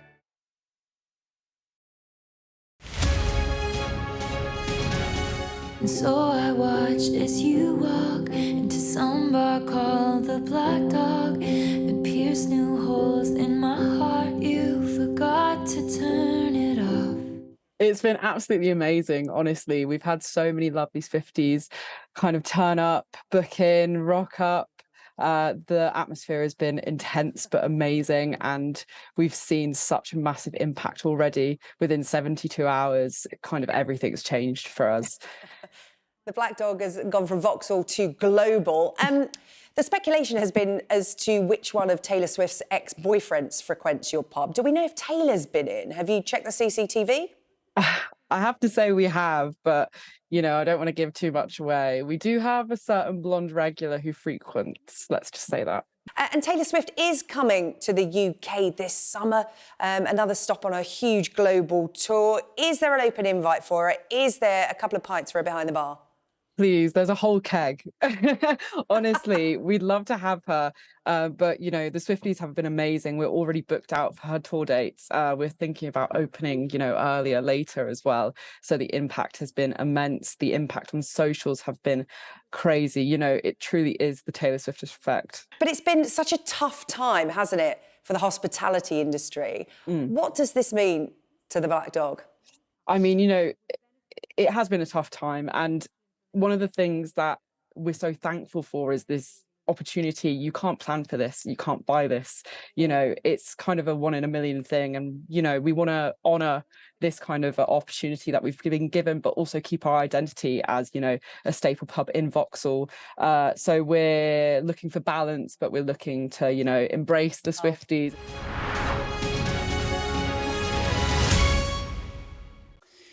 Now, it has been the most exciting Premier League title race in years, although it kind of fizzled out if you're a Liverpool fan, but we'll park that for a second. Today, one of the great rivalries is taking place later as Tottenham versus Arsenal happens this afternoon. And it could go some way to deciding who wins the league. Let's have a chat with Jackie about this and all the other sport this morning. Good morning, Jackie. Good to see you. Morning. It's a huge day, normally, when the North London clubs face each other, but extra sauce today because Spurs will be wanting to upset Arsenal's march possibly to the title. Yeah, absolutely. And they could so easily do that, although Arsenal won there last year. It's not a place where they go traditionally and do well. So easily Spurs could do that, derail the title hopes, and they will never let Arsenal fans forget it forevermore. Having said that, they're also fighting for their own bit of history. They want to finish in the Champions League spot, so they will want the win in any case. It's poised beautifully, and the fact is they also have to play Manchester City as well towards the end of the season, so they could be the kingmakers in all of this. I was chatting with Mikel Arteta about the North London derby and other things on Friday, and what really surprised me was how much he sort of was gushing and so full of praise for Ange Postecoglou. He was literally like a fanboy. This is what he said. I admire him since he was with the national team of Australia, when he was in Japan with Yokohama, Celtic. I really like his style of play. I like his manners. I like what he transmits as a man, how he talks after winning, after defeats, how he talks about and defends his club and players. I really like him.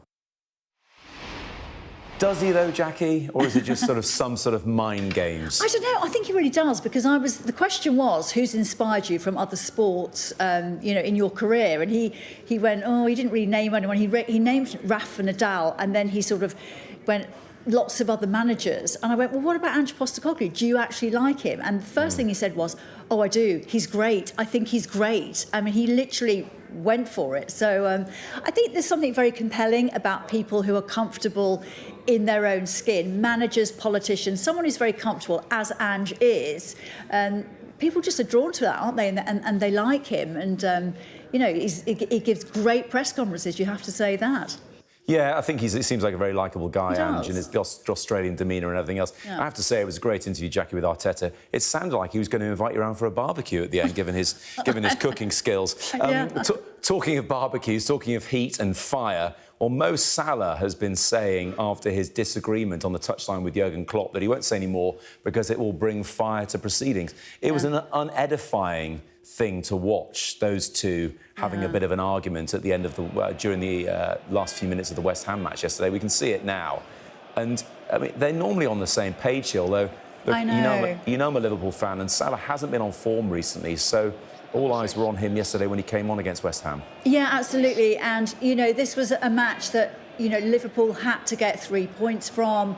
They didn't, they drew it. You know, as you said, Salah's not been really firing and not really been the old Salah of late since he came back from the African Cup of Nations, and he's had an injury as well.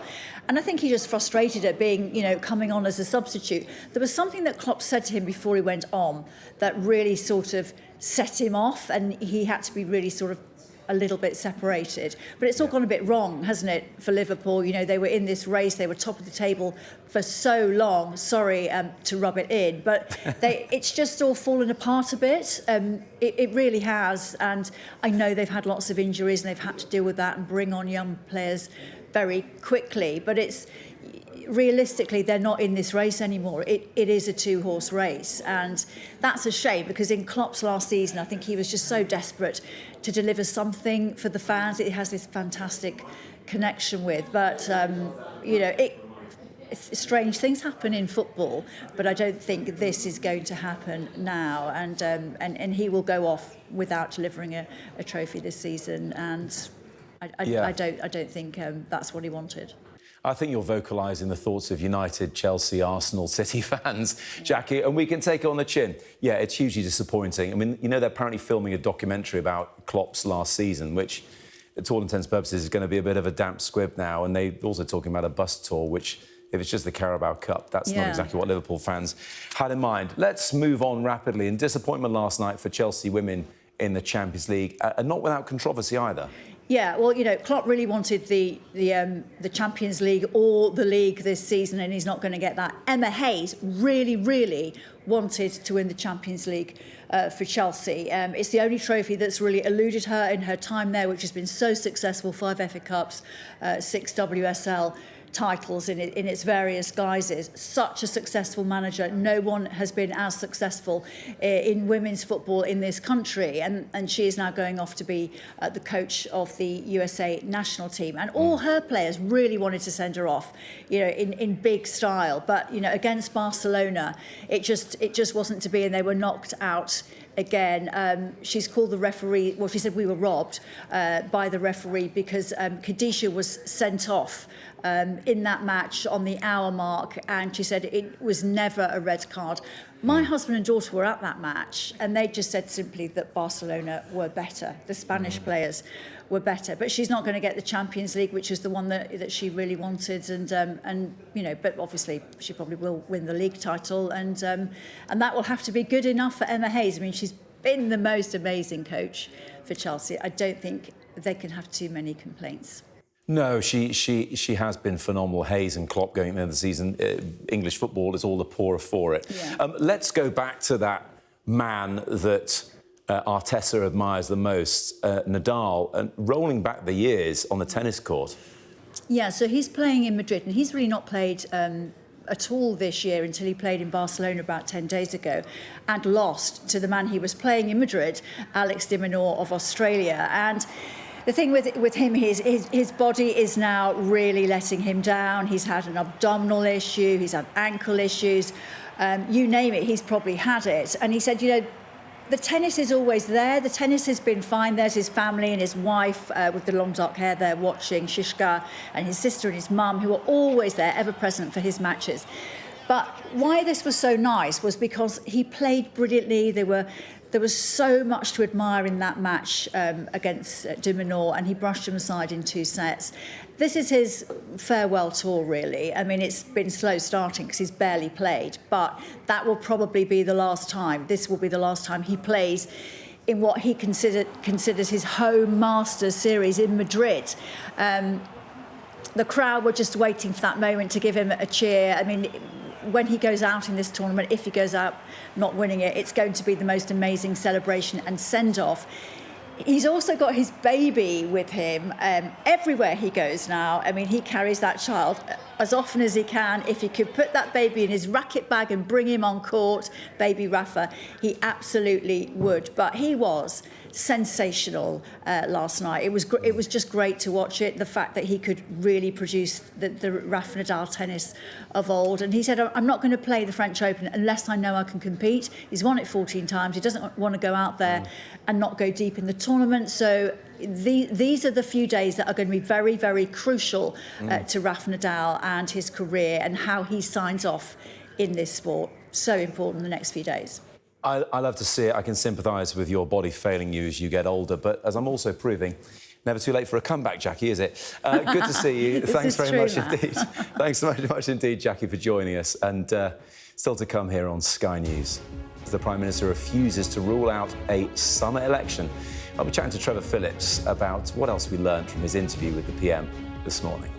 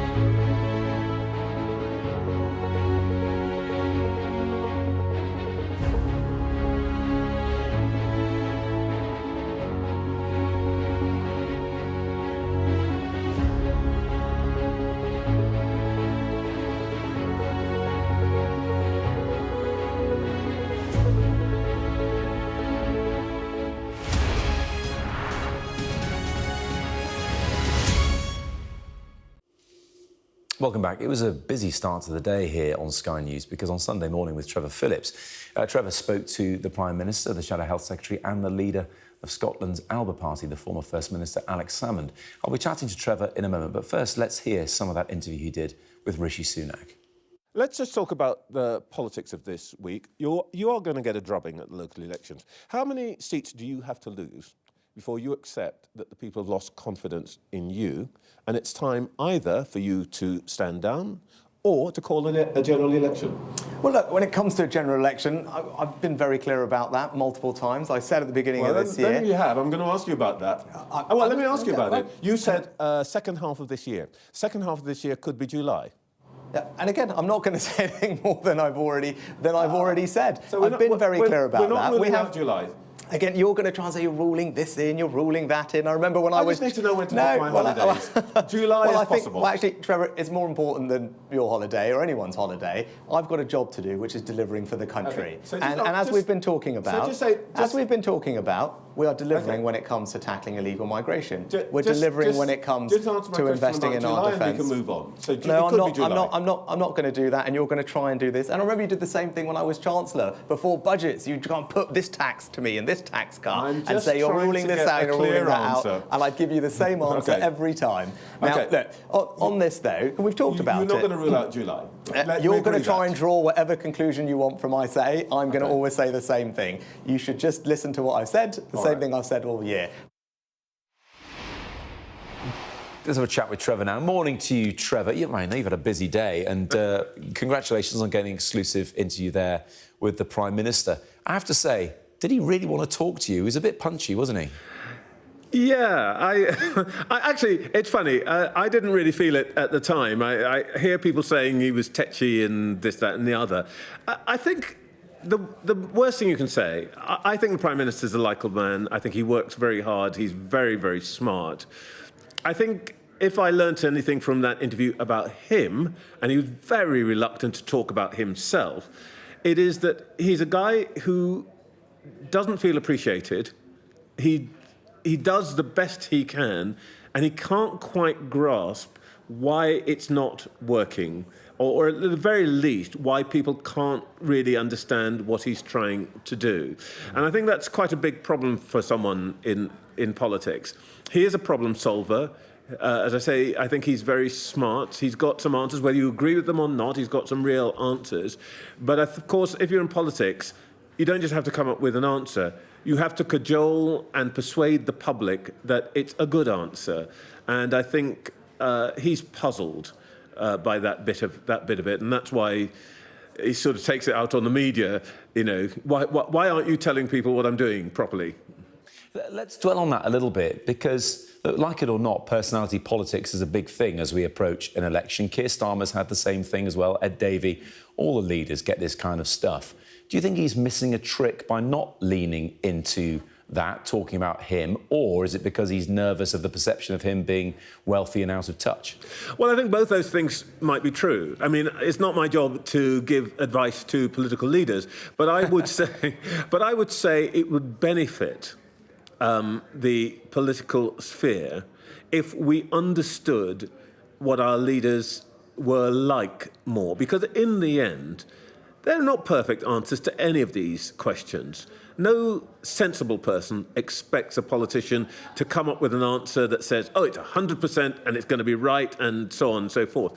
Everything is about trade-offs. Politics is all about trade-offs, and it's almost always between bad and worse rather than good and bad. And I think sometimes a political leader would do well to say, look, you know, I'm going to make a choice, and some people will not win out of this choice, but others will. So, for example, when I talked to him about one of the things that hasn't been reported as prominently is the £75 billion claim that he's putting into defence. Yeah. He was actually quite clear that he has made a choice, but he couldn't quite bring himself to say, I wish that I could spend more on welfare or schools or hospitals, but I think the first and most important thing is to make sure that our democracy is defended, because none of those things is worthwhile without that. He couldn't quite bring himself to say, I have made this choice and some people are not going to benefit from it. I think that's a weakness. Yeah, look, on the personality thing as well, let's not forget that his wife made a surprise appearance at the Tory party conference last autumn, so you can't have it all ways, can you? Let's move on a bit, and to be fair, Trevor, I know you spoke to the Prime Minister before the defection of MP Dan Poulter from Conservative to Labour, but it is something that Wes Streeting, the Shadow Health Secretary, spoke about this morning. Let's have a listen. Well, I think it's a reflection of the state of the modern Conservative Party. And I think it reflects the disaffection and disillusionment felt by millions of Conservative voters across the country who are thinking about who to vote for at the next general election. And I think it also reflects a changed Labour Party, frankly, that someone like Dan Poulter, who has worked in the NHS, cares passionately about the NHS, has come to the conclusion that only Labour can be trusted with the NHS. And he's just the latest. Remember, we've got the chairman of Iceland, Richard Walker, saying only Labour can be trusted with business. Nick Bowles, the former Conservative minister, who led David Cameron's preparation for government, who says that only Keir Starmer and Rachel Reeves have a serious plan for the country. Labour are going to claim this as a bit of a coup, but let's just talk about some of the other details here. If you're in Dan Poulter's Suffolk constituency, you'll be thinking, I voted for a Tory, and now until the next general election, I've got a Labour MP. There's going to be no by-election. Dan Poulter himself is actually standing down at the next election, so it could be that he's only a Labour MP for that constituency for a matter of weeks. But ultimately, it's the electorate that loses, isn't it, Trevor? Yes, and what this defection tells us that we are really into the election campaign.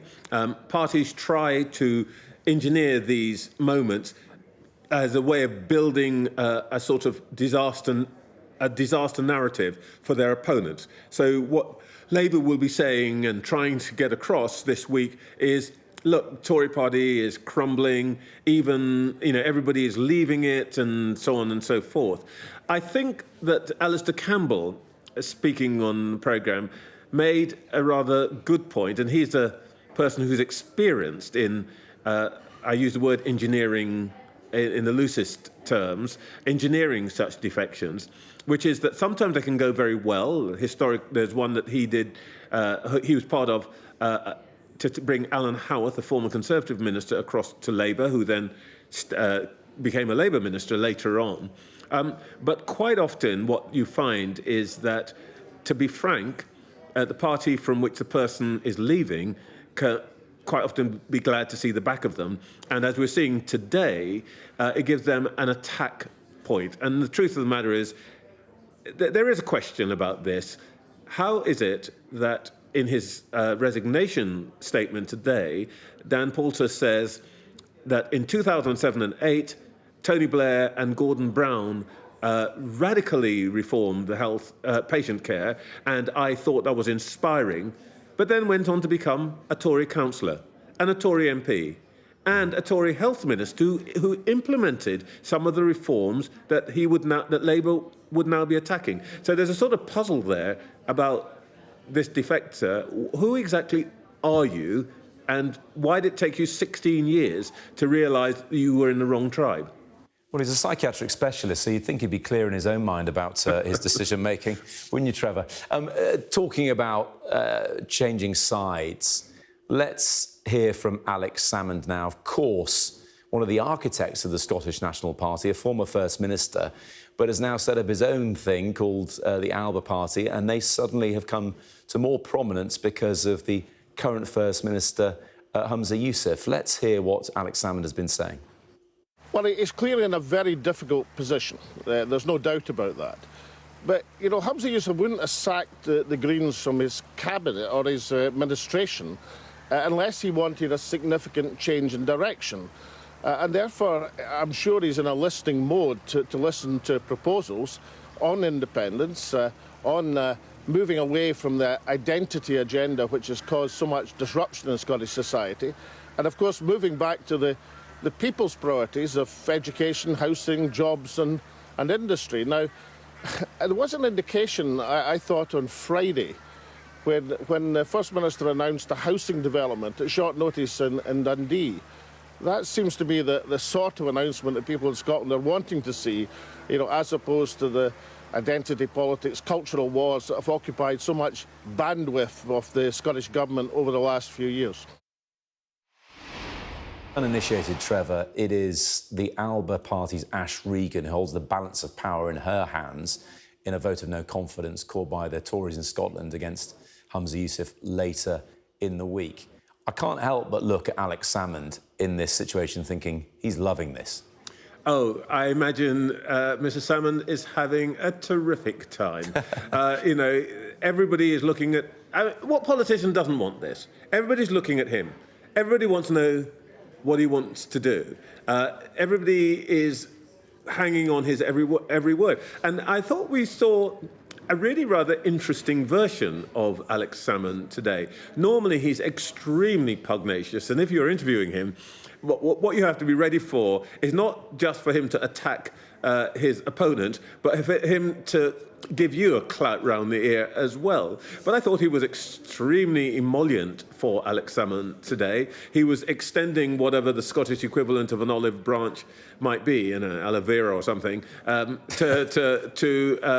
Humza Yousaf and saying, Humza, if you were reasonable enough and listened to me and got rid of all that identity politics nonsense and focused on the things that I want you to focus on, then we could do a deal. We could be friends.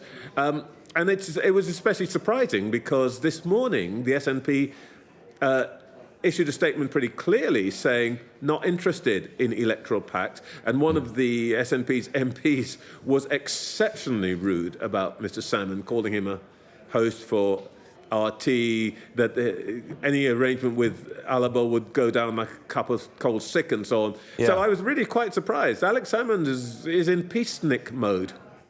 The Scottish equivalent of an olive branch is undoubtedly a thistle, Trevor. Let's just be clear about that, as prickly as it may be. But let's just finish off, because something a former First Minister said to me earlier on in the hour is the SNP have just been in power too long. It's something we hear in England and Wales as well with the Conservative Party.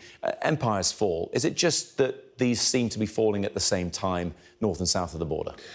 Well, Craig Oliver made this point again exactly on the panel, that we're seeing both in Westminster and in Edinburgh two administrations that have been there a long time, longer than a decade in each case, and that they are tired.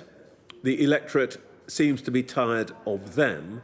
And I think it's a bit clearer with the Conservatives than it is with the SNP, though I think the same thing's probably true, that the electorate may just have stopped listening to them. That in the Conservatives' case, there is the broken Britain narrative and people have decided it's their fault. And in the case of the SNP, that you promised us independence, that was your reason for existence, it's not going to happen, and you aren't doing other things that would make you, the SNP, seem valuable to Scotland in terms of health, education and so on. So, honestly, it's time for you to go. Now, whether people then pick the opposition, or what opposition they pick to put in place, I think that's still an open question and will occupy us for the next few months. Well, the next few days, we've got the votes of confidence in Scotland, we've got the local elections in England and Wales as well. It's going to be a busy week, and we'll chat next weekend. Trevor, for now, thanks very much indeed. Look forward to it, Matt. Cheers. You too. You're watching Sky News Today. Still to come. We've heard about shoplifting causing huge problems for retailers, but what about theft by their own employees? We'll be chatting about that after the break.